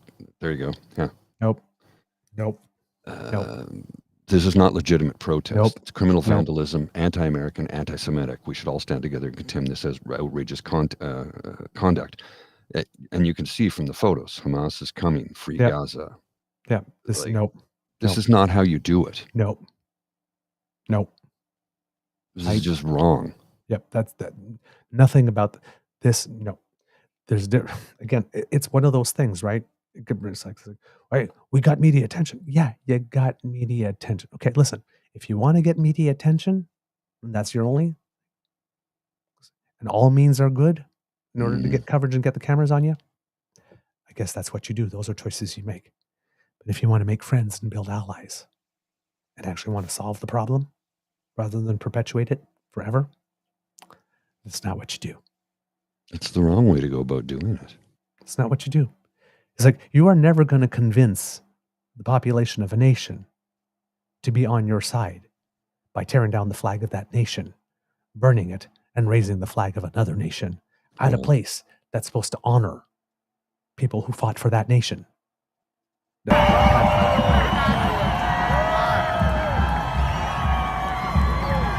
This is not how you do it, folks.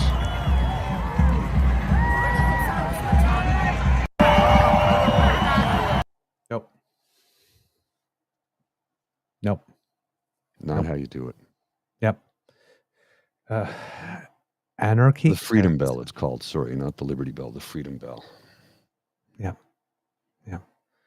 Oh boy. Ugh. I have another image for you, Mr. Grizzly. This one is a good palate cleanser for this one because this one's class. Okay, I can go with that. I think. Oh, sorry. I thought I put the link there for you, but I didn't. I copied it, but I did not paste it. So there you go. It is now pasted. It is a handwritten note. Oh yes, from the First Lady of the United States. Yesterday. Let's put this on the screen here, just a sec. Specifically directed to those who had President Biden's back throughout it all. I'm not sure if you can read the handwriting, Mr. Grizzly, but if you can. To those who never wavered, to those who refused to doubt, to those who always believed, my heart is full of gratitude. Thank you for the trust you put in Joe. Now it's time to put that trust in Kamala. Love, Jill. And that, kids and cubs, is how you do it. Mm-hmm. Boom. On the other side of the ledger, you know how we were commenting yesterday that it seems that Team Trump has nothing. Mm-hmm. Well, literally, Trump was on the stump yesterday, and I think they're starting to finally move through the stages of grief that their campaign against Biden is over, and that it's now old man Trump versus the new generation. But all he's been able to manage to say about Kamala is, you've done a terrible job. You've been terrible at everything you've done. You're ultra liberal. I'm guessing that's a new code word for black. And we don't want you here. We don't want you anywhere. Kamala, you're fired. Get out of here. You're fired. So basically, he had to do pretend he was in the boardroom of The Apprentice. And basically, all I can say about you is everything you've ever done is terrible. You're ultra liberal. We don't want you here. Mm-hmm. So in other words, they've got nothing. They don't have a specific thing. They've got absolutely nothing, which is kind of interesting. And it seems that the main thing that's going on, at least for the minions, is, as they do often with women, is they like to degrade them sexually. Well, so already there have been things like Kamala Harris was a prostitute. This is just brutal. There was one from Megyn Kelly who basically accused her of sleeping her way to the top. And this guy said exactly that. And I'll show you the clip. This is going to be complicated because it is a U.S. thing, but that's the only feed we've got. I'll show the clip. I'll have to edit it out afterwards. Oh darn! Oh no! Yeah. Oh. No, we're going to show the clip. I'll just edit it out later, but we'll show the clip for now. So for the people who are listening at home, you won't have it, but I will try to remember what it is that he said, note it down, and then repeat it word for word. We will. We'll show the clip live here on the live stream, and I'll have to edit it out later because it will give us an issue, and I'll leave it at that. But you have to watch this. It's astonishing to me that somebody would say this live on the air. I had to watch it twice. And the part that bothered me, because I couldn't believe it the first time. I'm like, what? There are 4 people sitting there, and one of them is a woman, and she says nothing. She does actually say something. Yeah. She does say something, but not enough, if you ask me. Yeah. Okay. We'll have a look at this. For those of you who haven't seen this, it's troubling, and I'd say it's a little on the disturbing side, to be quite honest with you. We'll watch this. Yeah, and then there's the DEI press secretary telling you that the DEI vice president is the future of the party here. And so the future looks kind of dim for the Democrats here, but this is no shocker either. Kamala Harris, she's the original Haktua girl. That's the way she got where she is. And the party's going downhill if it's in her hands. That was tough. That was harsh. Okay. So for people who are listening at home, because this will probably be cut, basically said I'll leave it in the audio version. No. Oh, you can see in the audio version? The audio version is different from YouTube. I have to cut it out of the YouTube replay. Okay. So for the people who are watching the YouTube version on the replay, he's basically saying that Kamala Harris was a DEI hire, and then, of course, insults Press Secretary Karen Jean-Pierre by calling her a DEI press secretary, and essentially says that Kamala Harris was the original Haktua girl, which, if you are not familiar with that, it's a reference to what some people do with the end product of a session of fellatio. No. Oh, wrong. yes. No. You're wrong. You got a Haktua on that to get it lubricated, is what she was talking about. It's not the end. It's the beginning. Oh. It's the beginning of an oral sex encounter. Haktua. You got to spit on it to lube it up, is what she's saying. So he's saying Kamala Harris blew her way to the top. Okay. So no is patently false. Yes. She earned everything she has. Yes, because apparently, right, all the positions she rose to were positions that people had to vote. So apparently she slept with the entire electorate. I mean, my God, if she can do that and prosecute people, I mean, I'm saying that woman can get shit done. Make her president. Mm-hmm. I mean, if she can sleep her way to the top by banging everyone that she absolutely needs to bang in order to get all those votes to win and still do her job, I say elect her. Yeah. Well, that's a person who gets shit done. Who was it who said years ago about Bill Clinton and the whole Monica Lewinsky thing? Yeah. That he was on the phone at 3 a.m. to a congressman when that encounter took place. And he went, the man is working. At 3 a.m., he's on the phone in the Oval Office working with another congressman in another state when that encounter took place. He's like, man doesn't even have time to take a break for that. He was still working when that happened. Jeez. So, you know, if that's the case, we know it's not the case. But if it was the case for Kamala Harris, like, let it go. We know it's not the case. Yeah, we know it's not the case. And the fact that this chowderhead said that live on the news, it's like, yeah.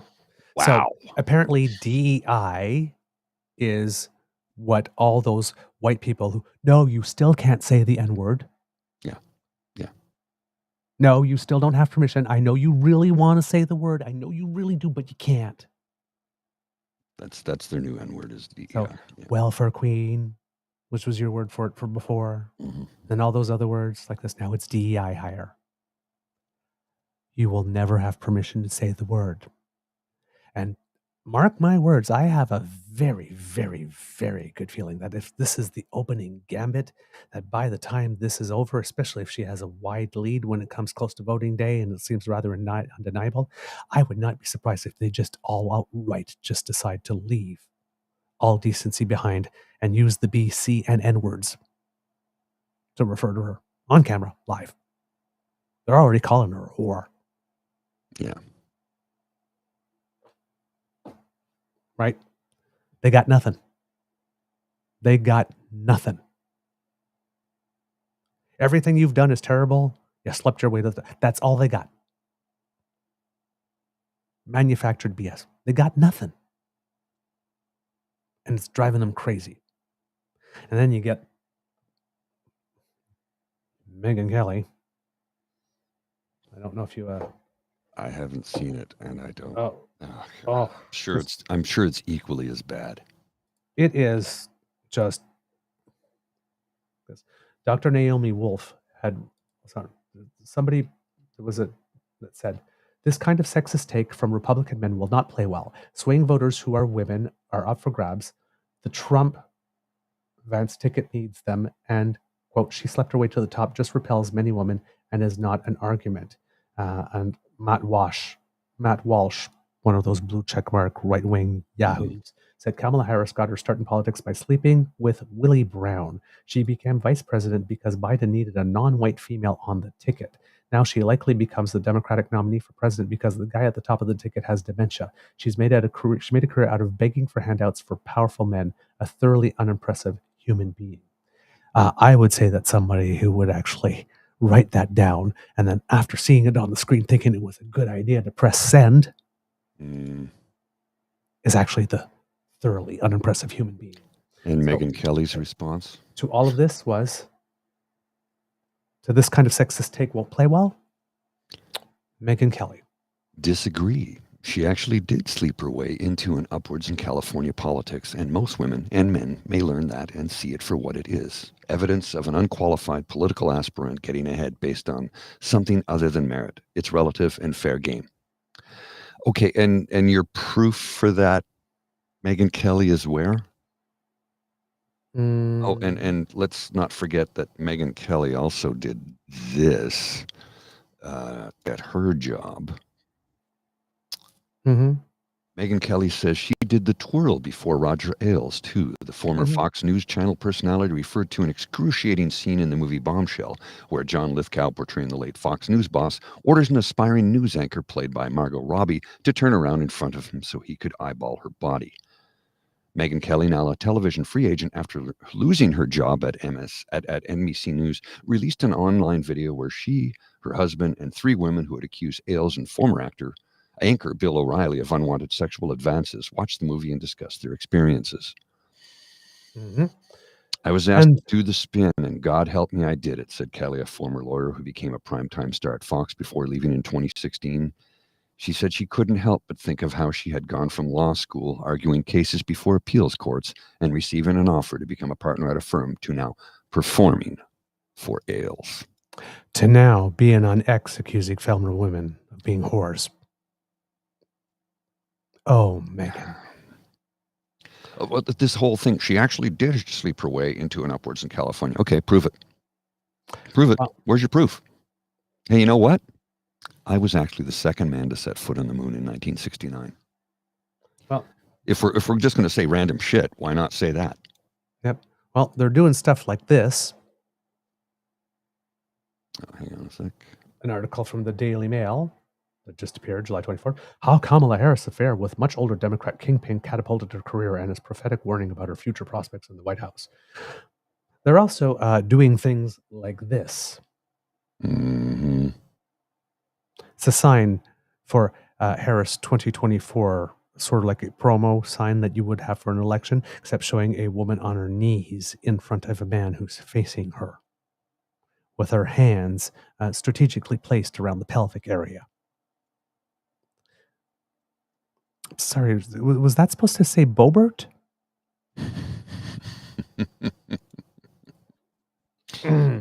Sorry. Let it slip. Well, and then we get let's talk video of Judge Joe Brown destroying Kamala Harris. Eric Trump, I truly hate disloyal people. Your father has cheated on every one of his wives, including your mother. Thou shalt not commit adultery. But you got Judge Joe Brown talking to someone, and I'm not going to play it, but watch. It says, video reemerges of Judge Joe Brown destroying Kamala Harris. Quote, she used to be a frat whore when she was at Howard University, and she ain't black. That's a black man. These are 2 black men. I will show the visual. I will not play the audio. Okay. Because it's disgusting. They're giggling. They're laughing.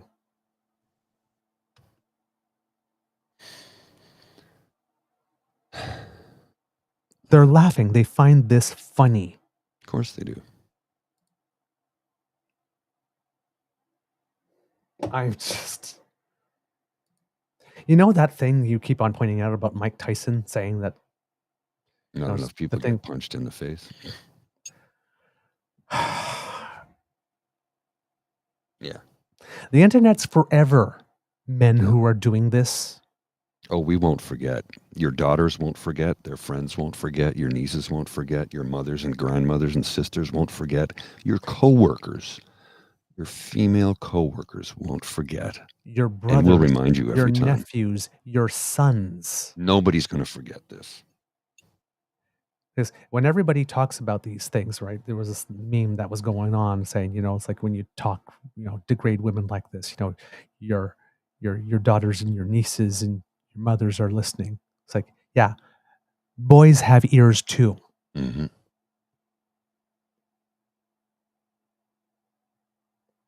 Boys have ears too. You're not only modeling that behavior for women and young girls, you're modeling that behavior for young men. This is not acceptable. This is not acceptable. And you know what? There's here, Kit Linda M says in our chat here, all their mothers and wives and daughters and nieces will be quietly voting for Kamala. And that reminds me of two stories, two of the podcasters that I particularly like are the Daily Beans pod and Beau of the Fifth Column. Mhm. And Beau of the Fifth Column has this interesting story about how it is like to live in the South. And he talks about women.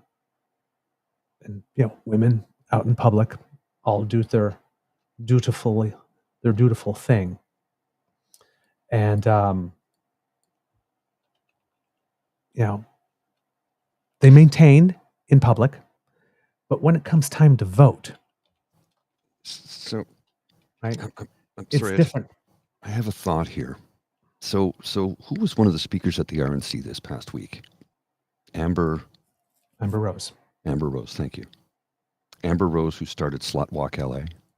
Yep. Amber Rose, who in a video a few years ago was walking home in the morning and somebody said, oh, is that the walk of shame? She says, it's the walk of no shame. This is the I got laid parade. So her sexuality is celebrated and she's allowed to celebrate her sexuality and then get marched out and say that the Trump team is supporting everybody and believes in all of this, which we all know is a bald-faced lie. And I'm bald with a face. It's a bald-faced lie. Well, come on, that's funny. So she says and does all of these things and gets marched out and does a speech at the RNC about equality and people are included and they care for everyone. And then the moment Joe steps down and Kamala steps in, they suddenly start slut-shaming her. Do you not see the level of hypocrisy here? The level, look, we've got, our opposition in this country is no different. They're just as bad as the level of hypocrisy. But this one, this one is just striking because it was just a couple of days ago she said these things. And now that it's a woman that's running, a woman of color, an accomplished woman of color, a highly educated, accomplished woman of color who grew up in Montreal, now they come for her sexuality. Yep. Every one of them are goddamn hypocrites. Every single member of the GOP is a hypocrite. I would not disagree. And the other one, so, he was saying like the ladies in the South will talk around the table and all that kind of stuff. But, and they'll tell their husbands, yes, we're definitely voting Republican. But when they go in that booth, they go there and they tick the other box. And they quietly put that vote into the box. Mm-hmm.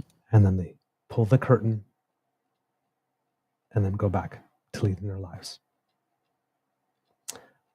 The other one is from Alison Gill, Dr. Alison Gill, who's the host of the Daily Beans. And she keeps on telling stories about her mother, who would take her to the polling station when they used to vote. And before she would go in, close the curtain, says, remember, dear, in here, no man can tell me what to do. Mm-hmm. Meanwhile, on the other side of the ledger, you got J.D. Vance, who apparently he's making some comments like, if you don't have children, then you don't really have a stake in the future of the country, should you? So maybe your vote shouldn't count as much. Yes, and there's video of past speeches where saying, give every child a right to vote. Yes, and let the father control the vote. So in other words, go out there, make 13 babies, and then dad, instead of one person, one vote, it's one person, 14 votes for you. And if you happened to have a child, but you adopted it, well, that's not the same as having actually delivered one. So you don't get as much rights. You don't need to vote. You don't have a stake in the future because, it's not actually your biological child. Mm-hmm. Or you didn't have a child. Or on the other side of the spectrum, well, So what if old people in seniors' homes don't get to vote this time around? I mean, they're only going to be alive for 5 or 6 months anyway. Yeah, don't worry about it. It's okay. Which goes back to the day of the pandemic. Oh, I'm sure that there's a lot of old people that would be happy to die if it meant preserving the economy for the future of their children. This is eugenics. Yes.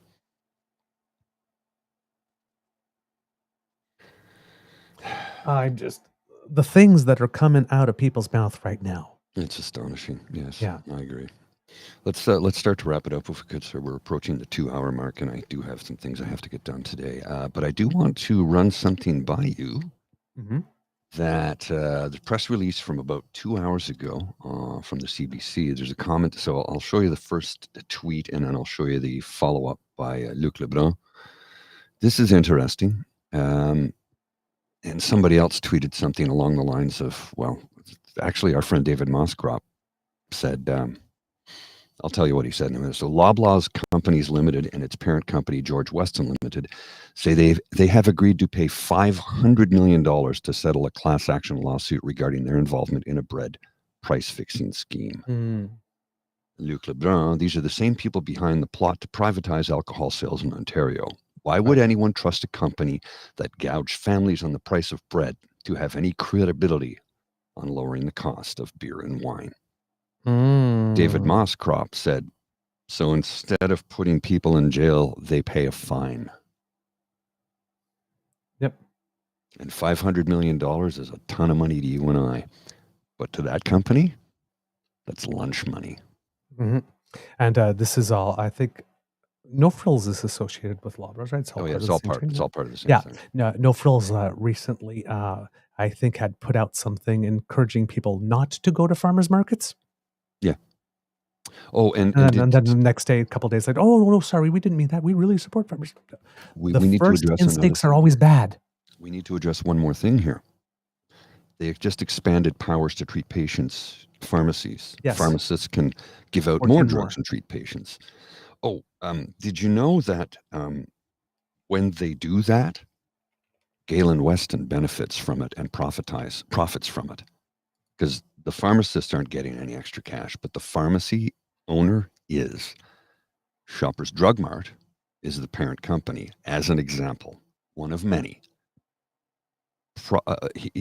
Doug Ford is selling us off to private industry, our public health care. Now, look, do I think it's a good idea that we can now get prescriptions for things that, like I have eczema and I have rosacea. You can see the rosacea is acting up again. Yeah. So instead of getting an appointment with my doctor, I can go to the drugstore and say, I need this and this. And they know what it is and they can do it. And it's a condition that you have and you had for a while, and you know this is the condition, this is the treatment. So it's in that respect, yes, it makes my life a little bit simpler. But you know what I can also do? Without having to even do that, I can just call my doctor and say, here's my situation. He'll go, no problem. He can literally send a fax. Well, actually, I guess an email now. I think they've changed it so you can send PDF emails of a script to the pharmacy that I go to. I can walk over there and just pick it up instead of having to go to the pharmacist and say, I need this. Right. So, right? Right. But it's an established thing. If all of a sudden I developed a new rash and went to the pharmacist and said, what the hell is this? He'd go, here, try this. Well, wait a second. Maybe we should go to the doctor first and find out what it is. Well, that's the thing, right? It's like doctors are not pharmacists. Pharmacists are not doctors. Pharmacists know more about the medications that are being prescribed because they actually study the chemical compositions and all that kind of stuff. Doctors, right? So you need both. And so these changes are going to allow pharmacists to continue to do things. So treating and prescribing things. So there will be 14 new common ailments such as sore throat, calluses and corns, mild headaches, shingles, and minor sleep disorders, including insomnia. Ordering specific laboratory tests and performing additional point-of-care tests such as strep throat testing to make it faster. Administering additionally publicly funded vaccines at pharmacies, including tetanus, diphtheria, pneumococcal, and shingles to increase access to care and save a visit to doctor's office. Allowing pharmacy technicians to administer additional vaccines such as hepatitis A, B, rabies, meningococcal, and human papillomavirus. Identifying barriers in hospital settings that limit pharmacists from ordering certain laboratory and point-of-care tests to make it easier for people to connect to care, and improving the MedsCheck program to support health outcomes and reduce unnecessary service duplication. Here's the thing. I would prefer to go to a doctor, but I don't have one. Mm-hmm. So yeah, I guess I would appreciate the convenience of having to be able to go to a pharmacist, but I would rather go to my doctor. Yes. So we're in a situation now because they've engineered it this way, such that it's like I got a strep throat. Oh God, that means I need to go to a walk-in clinic. That means I need to sit there for 3 or 4 hours for a strep throat. I know what it is. A walk-in clinic. If I go if I go to emergency, or if I go to the day hospital, right, it's more. But urgent care centers. Urgent care center. That's what we need more of those. Exactly. Like this. But if I go to the walk-in clinic, I'm usually there for about 2-3 hours. By the time you check in and go, this. Well, it's just a strep throat. I'll go tomorrow. It's just a strep. But strep can lead to other stuff. Yes, and we oftentimes just, I don't have the time, or I got too many things to do, or I'll go, right? So, yes, going up to the pharmacist and say, hey, standing in line like for 10 minutes, say I got a strep throat. Okay, no, right? Clearly more convenient. And you know what? If we had a full system of complement of doctors and whatnot, and everybody turned around and says, doctor says, yeah, we don't really need to do this. This could be done. That would be one thing. If they stop cutting healthcare, if they funded healthcare like they're supposed to, instead of cutting the budget and going, look at all this surplus we have. Yeah. Which you're going to spend, almost $1 billion on a spa that nobody asked for. Right. So, but the reason we're doing this, the reason why we're doing this additional convenience, that we're spinning it and marketing it as convenience, is because we don't have the doctors.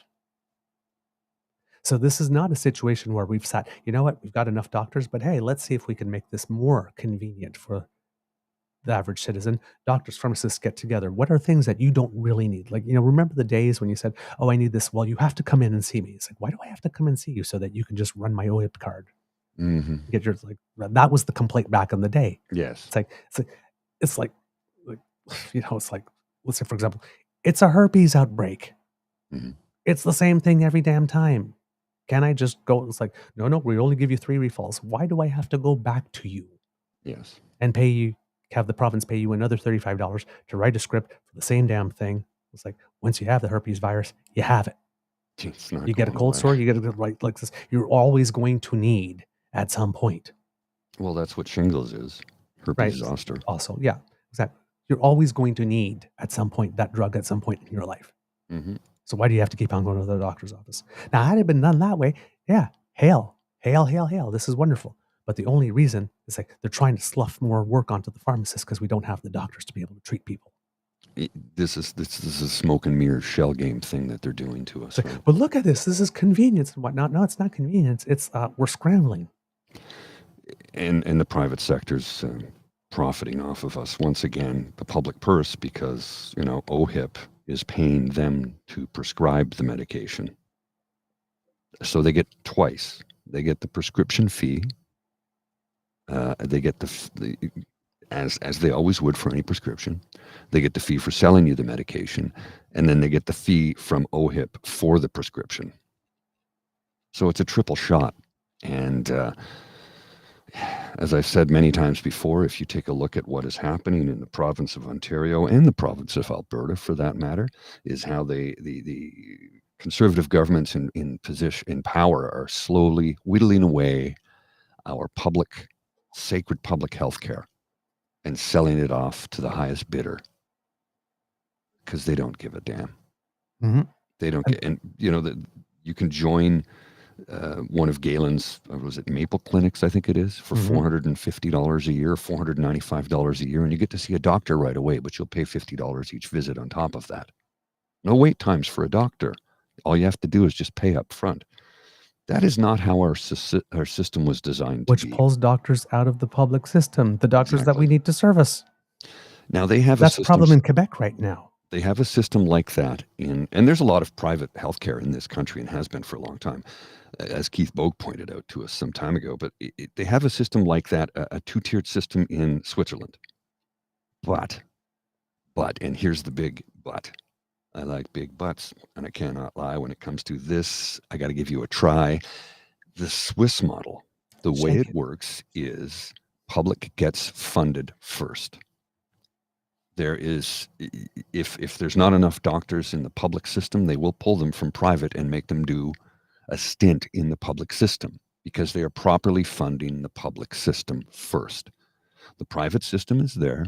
It's a two-tiered system. It does exist, and it works very well in Switzerland. But the public system also works incredibly well. Yes.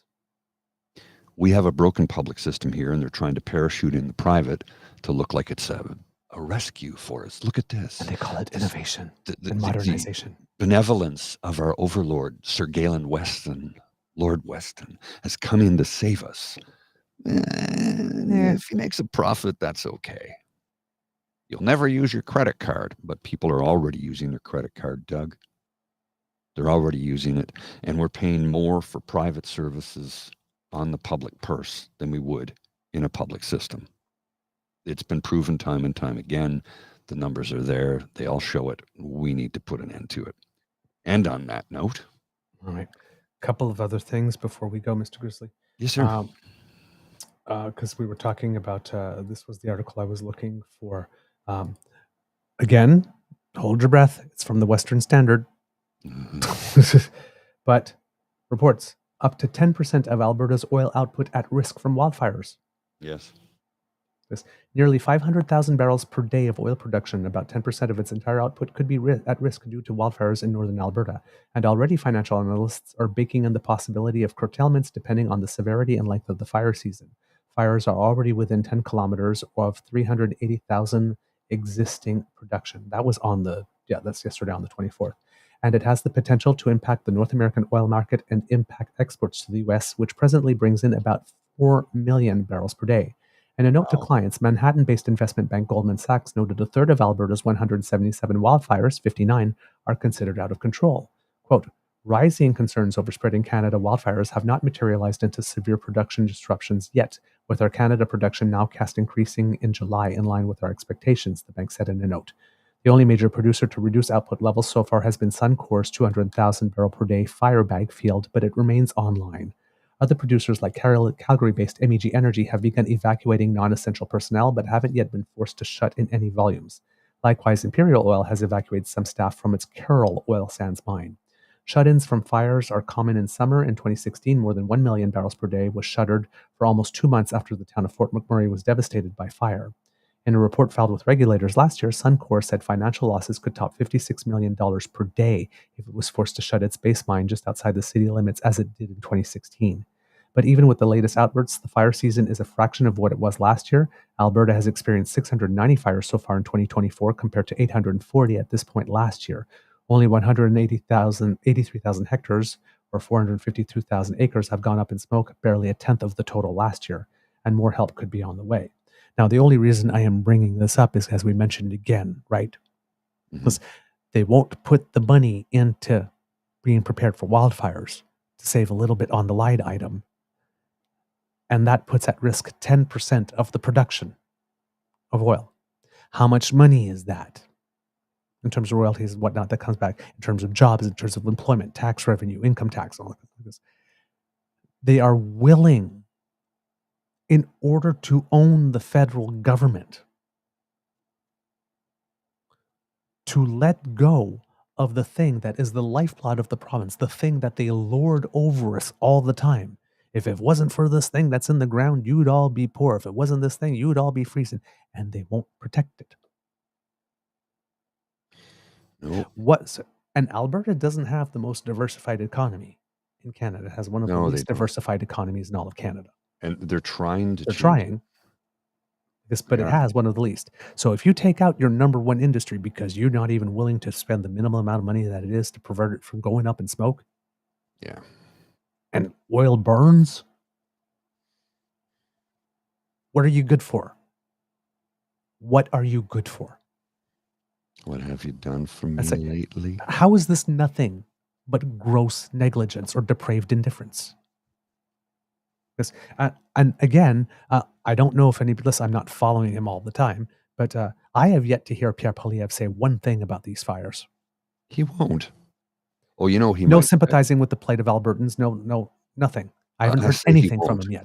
But actually, he probably will, and he'll blame the Liberal government for starting them like he did last year in the House of Commons, who literally said out loud in the House, started by your government. I know. He said that. I know. All right. You don't back down. You said it. Yeah. You said it. So we are going to wrap up soon, but we're going to wrap up on a positive note. Good. Well, I need positive-ish note. Ish. Okay. Whatever that It was, may be. well, some Olympic news. Oh, okay. So there were some matches yesterday that happened, and mostly yesterday was some rugby sevens and some soccer. Great matches, lots of stuff going on. That was great. There was one incident, however, for some reason. There was a match between Morocco and Argentina. Argentina World Cup champions at the Olympic tournament. And it seems that for some reason, and I can't exactly tell why, but Morocco was leading 2-1, and then Argentina scored some type of goal, which was disallowed eventually. But I think not before a whole bunch of people in the crowd actually stormed the field, and the match was actually suspended for about 2 hours. Wow. Kind of weird. So that happened. We also have the situation with the drone. Yeah. Team Canada. 2 people were sent home. There were 2 things that Devin Heroux made clear. Says there are 2 things going on, right? There's the cheating aspect, and then there's the legal aspect. France actually has some laws with regard to flying drones, and considering, it's the Olympics and it's a big event and people like to do stuff at big events for attention, and while drones are a good way to do that, it's probably some additional restrictions to flying drones. This is all bad. When you go to another country and when you engage in a certain activity, it's probably good to familiarize yourself with the laws of the country to know you're not doing something illegal. So, for example, when you're going to Singapore, probably don't spit on the ground and don't chew gum. Right? Yeah. If you go to France, don't bring your drones with you to have some fun, because they got different rules. So one of the 2 actually sort of like pleaded no contest and whatnot. I did, and actually left with an 8-month suspended sentence. Wow. So this was not only cheating, it was criminal. So the team has lost their video analyst, because he was the one doing there. One assistant coach that he was reporting to, the assistant coach says that she did not know that this was happening, but she's gone too, because he reported directly to her. Bev Priestman, the coach itself, will not be coaching the match today. That's right. Because just for, again, public says, no, I didn't get any information out of this, but because people think that I might have gotten some information out of this, I will stay away from the coaching bench, and none of that information will be used. Now, of course, if she had gotten information, nothing would have stopped her doing all that information, dump to anybody else and whatnot. But it's the semblance, it's the optics. Now, Bev Priestman has a reputation, because she's been a coach for a long time, and it seems that every other coaches and the other staff that's worked with her said this. I would be very surprised if she was in on this. Right. The big question was, is she in on this? Because everybody, when she was saying, it's my team, everything that happens is my responsibility. I take responsibility. People, yeah, but the question is, did you know? She said, I did not in any way know about this or support or encourage this type of thing. Is the sort of comment that has come. So 10:30, I believe this morning. I'm not sure if 10:30 is the actual start of the match or the pregame, a little bit of the pregame show. But Team Canada versus Team New Zealand will be on the pitch. It's the first appearance of any Team Canada at the Olympics. So the match will start at 11 specifically, according to the schedule that I have here. There will be it'll be the first match for women's soccer, Canada, New Zealand. To the pub. Yes, and Spain and Japan will be playing at the same time. Canada is in a pool with 3 other nations, France, Colombia, and New Zealand. Pretty relatively tough pool, but should be interesting. It's all soccer. on the CBC.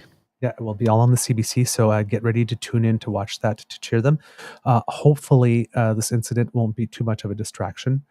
On the upside, it seems that the team from New Zealand believes us. That we had no idea that this isn't going on, whatnot. So it seems that the maximum that they're asking is like for FIFA to say that like if Canada wins the game, that they don't get the ranking points. That would go as a result, but they're not seeking to get Canada disqualified from the games.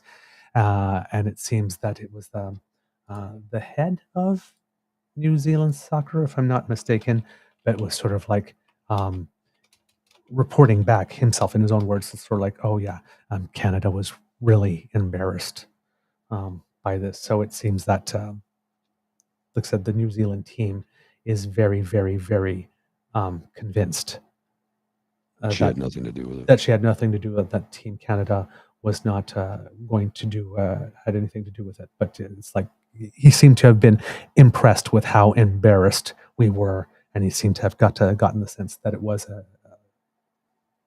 genuine. It was the chef de mission of that. Mm-hmm. A little couple of extra updates because I'm looking at his Twitter feed right now. There was a new statement, a change to Canada's women's soccer lineup ahead of the opening match versus New Zealand. Jade Riviere has been ruled out due to an ankle injury, so Shalina Zadorsky will replace Riviere on the roster for today's match. I'm told that Bev Priestman will not be at the stadium at all for the game, so not even like not coaching, just not even in the stadium, just anywhere. She'll stay back at the hotel. So they're really, again, with conflict of interest, avoid the conflict and all semblance or like this. So she's staying as far. So they're really taking extraordinary measures, and she imposed this on herself. Mm-hmm. This has not been imposed by somewhere else. So those are about the latest updates going on there. So hopefully all the players, both sides, will not be distracted by this in any way, and they'll have a great match. And somebody pointed out something yesterday, that another thing that makes this incomprehensible is that Team Canada is the number 8th ranked team in the world right now. Mm-hmm. New Zealand is ranked 28th. Yeah, so why? What benefit is that? It doesn't benefit anybody. It's just harmful. Why? I don't know. Kits and Cubs never want to win so badly that you are willing to sacrifice all of your integrity and dignity and risk even getting a criminal record. Yeah. Never want to win. It's not worth it. All right. Those are my words of wisdom. Mr. Grizzly, do we have a show? We do indeed. All right, Kids and Cubs, that's the end of the Daily Beaver Morning Show. We hope that you love listening to us because we love making this for you. Remember, sharing is caring and word of mouth is priceless. So please tell your peeps and poops all about us. And a little hello to our newest kit, Paul, who we were talking about the Olympics, and I led him to our interview to Devin. He listened for the first 20 minutes and said, listen, I'm missing a couple of references, but you guys are great. Thanks. I guess. And then based on just 20 minutes, sent us a tip. Oh, fantastic. Thank you. So thank you very much. Thank you, Paul. Welcome to the Beaver Lodge. We can never have too many Pauls. Nope. I have so many Pauls in my life right now that every time I say Paul, my Beaver sweetie looks at me and goes, which one? Well, and Bridget all the time is like, when I say Jennifer, she goes, which one? I go, okay, look, the default is my sister. Yes. Anybody else will be preference with their surname or Jenny from the block, or you know what I mean? Yes. Like, okay, still does it. Which one? I go, again, the default is always my sister. If I don't preface it with my friend Jennifer or my friend from work Jennifer or Jennifer that you met, it's always my sister. Yep. These are the Pauls I know. These are the Jens I know. It was a very popular name in the 70s. And of course, we have our own Jennifer, our own Jen. Yes, she's right here. Hello, lovely. What's up? Mwah. Keeping me smelling lovely with some wonderful fragrances. Yes. Lord of Mhm. Misrule. Yeah, I like that one a lot. Yes. Since we're doing it, let's do a little plug there. Well, A James little- is a big fan of a Lord of little Misrule too. there, and That's a his little favorite. there, a little behind the ears. I don't put it behind my ears. Actually, you know what?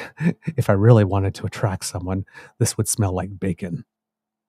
And then I would put it behind my ears. That was a commercial from 2 years ago where a woman was in a nightclub with her friend and she had her purse on the table.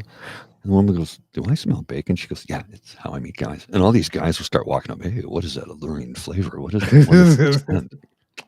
Oh, She this had whole bacon in her thing. purse. Now, you've heard of walking bacon, right? No. So it was a thing online about a year or two ago where somebody says, I was getting ready to head out, and the server said, "Would you like some walking bacon?" And he went, "Walking bacon?" Yeah. So, you have a couple of strips of bacon in a bag and you can walk along and eat it as you go. I was literally walking Lola the other morning and a woman walked by me with a bag of walking bacon and she was eating it. I thought that is awesome. Walking bacon. Oh my God. See, they already beat me to it because as soon as you said walking bacon, I imagined, taking a bacon strip, like threading it with a skewer. It's like, Mhm. what is it? It's bacon on a stick because everybody thinks that food tastes better if you put it on a stick. Well, bacon just tastes great to begin with. Whatever. I got a new invention. What? Bacon on a stick. I like it. Let's do it. It's bacon, but on a stick. On a stick, all right. Yeah. Remember that sharing is caring, kids and cubs. So please tell your peeps and poops all about us. And you can do that by directing them to our pod page. Thanks to the Ray Girl, we have one. Podpage.com/The True North Eager Beaver with the lowercase letters with hyphens between each one of those words. Or you could just scan that QR code that just appeared underneath my chin. And when you click subscribe there, when we have something fresh off the bandwidth, it comes directly to you. If you'd like to support us in other ways, please surf on down to the True North Eager Beaver Media Incorporated YouTube channel, where we have some buttons for you to lick, click, and flick. Like, share, subscribe, click 1, click 2, click 3. Tell your friends. Invite your friends. Have them all join the party. Hey, it's a good time. Like Elaine, and smash those buttons. And have a beyond awesome day, everyone, she says. And if you would like to support us in other ways, that QR code by Mr. Grizzly's head right there brings you to our coffee page, ko-fi.com/eagerbeaver lowercase letters, all in one word, and you can do like Kit Paul has done and leave us a little something if you like the quality of our show. And, or if you like us, right? Maybe you didn't like the show today, but you still like us. Either way, we're not picky. If you want to leave us something, we'll be very grateful. And notice, again, we've confirmed with our labs here at the Beaver Lodge that tipping is indeed sexy and increases your sex appeal by 37.2%. So just so you know. We got everybody talking about candied bacon and maple bacon here, and I'm hungry right now. I think I should not mention bacon before ending a show because then it makes my tummy rumble. Yeah, I'm right there with you on that one. All right. Let's see. What else do we have? Because democracy is something that you do. Please, if you live in the provinces where we have some provincial elections coming, do so. Again, if you would like to support wheelchair basketball, please look up for their T-shirt. They're being sold for $35 each, and you can support our para athletes that way. Very, very important that we do. Yeah, they're going to be working hard for us, so let's work hard for them. All right. We'd love to hear from you. TrueNorthEagerBeaver@gmail.com is our email address. You can reach us at TrueEager on our Twitter feed. You can reach us on our Facebook page, True North Eager Beaver, or leave us comments on our YouTube page. We try to read everything, and we thank you because you bring a lot of stories to our attention. And if we don't respond, please don't be offended. If we don't respond, please don't be offended. We do read everything. Yes. We might not get a response. You might not get a response as quickly as you hope, and we apologize. It's really busy. Oh, Kitland M. Make crispy maple bacon, grind it up in a food processor, then sprinkle it on popcorn. Sorry. Oh, I love you right now. I love you so much right now. All right. So we did how you want to reach us. So I guess we're saying kids and cubs. It could be a tough world out there. So please be kind to and gentle with yourself. And we know that the news is going a mile a minute right now. And it's like we're white knuckling it and holding on for dear life. There's just so much news. So if you have an opportunity to go outside and take a breath or, stick your hands in some dirt and play with earth for a while or something, touch some grass, go ahead. Take some time or just have some turn everything off and spend some time with a kitty or a doggo, just nose to nose and, having some fun. Or children. Spend some time with children. Anything to lighten the mood. All right, because it's a little heavy. Mr. Grizzly, do you have some words of wisdom for us, please? Listen to your body when it tells you to do something. Right now, my body's telling me to do something. I'm not going to share with you what it's telling me to do, but I have to go do it. I think he needs to go to the water closet. Desperately. All right. So I could do something and talk really really slowly I'm to between the make cock the right like, now. but you are listening to a True North Eager Beaver Media Incorporated podcast. The True North Eager Beaver podcasts are proudly brought to you by our founding sponsors. The Misfit Mysteries from Corvid Moon Publishing, your source for science fiction, fantasy, and cozy mysteries featuring a broad diversity of characters. CanadianTarot.com, their uniquely Canadian online eclectic tarot community. And The Peppermaster, hot pepper sauces made from farm-fresh ingredients to thrill your taste buds and expand your mind. We are grateful to the Crier Media Network for its support, Pete Jarvis for our artwork, and Paul Joseph Something for our opening and closing sequence music.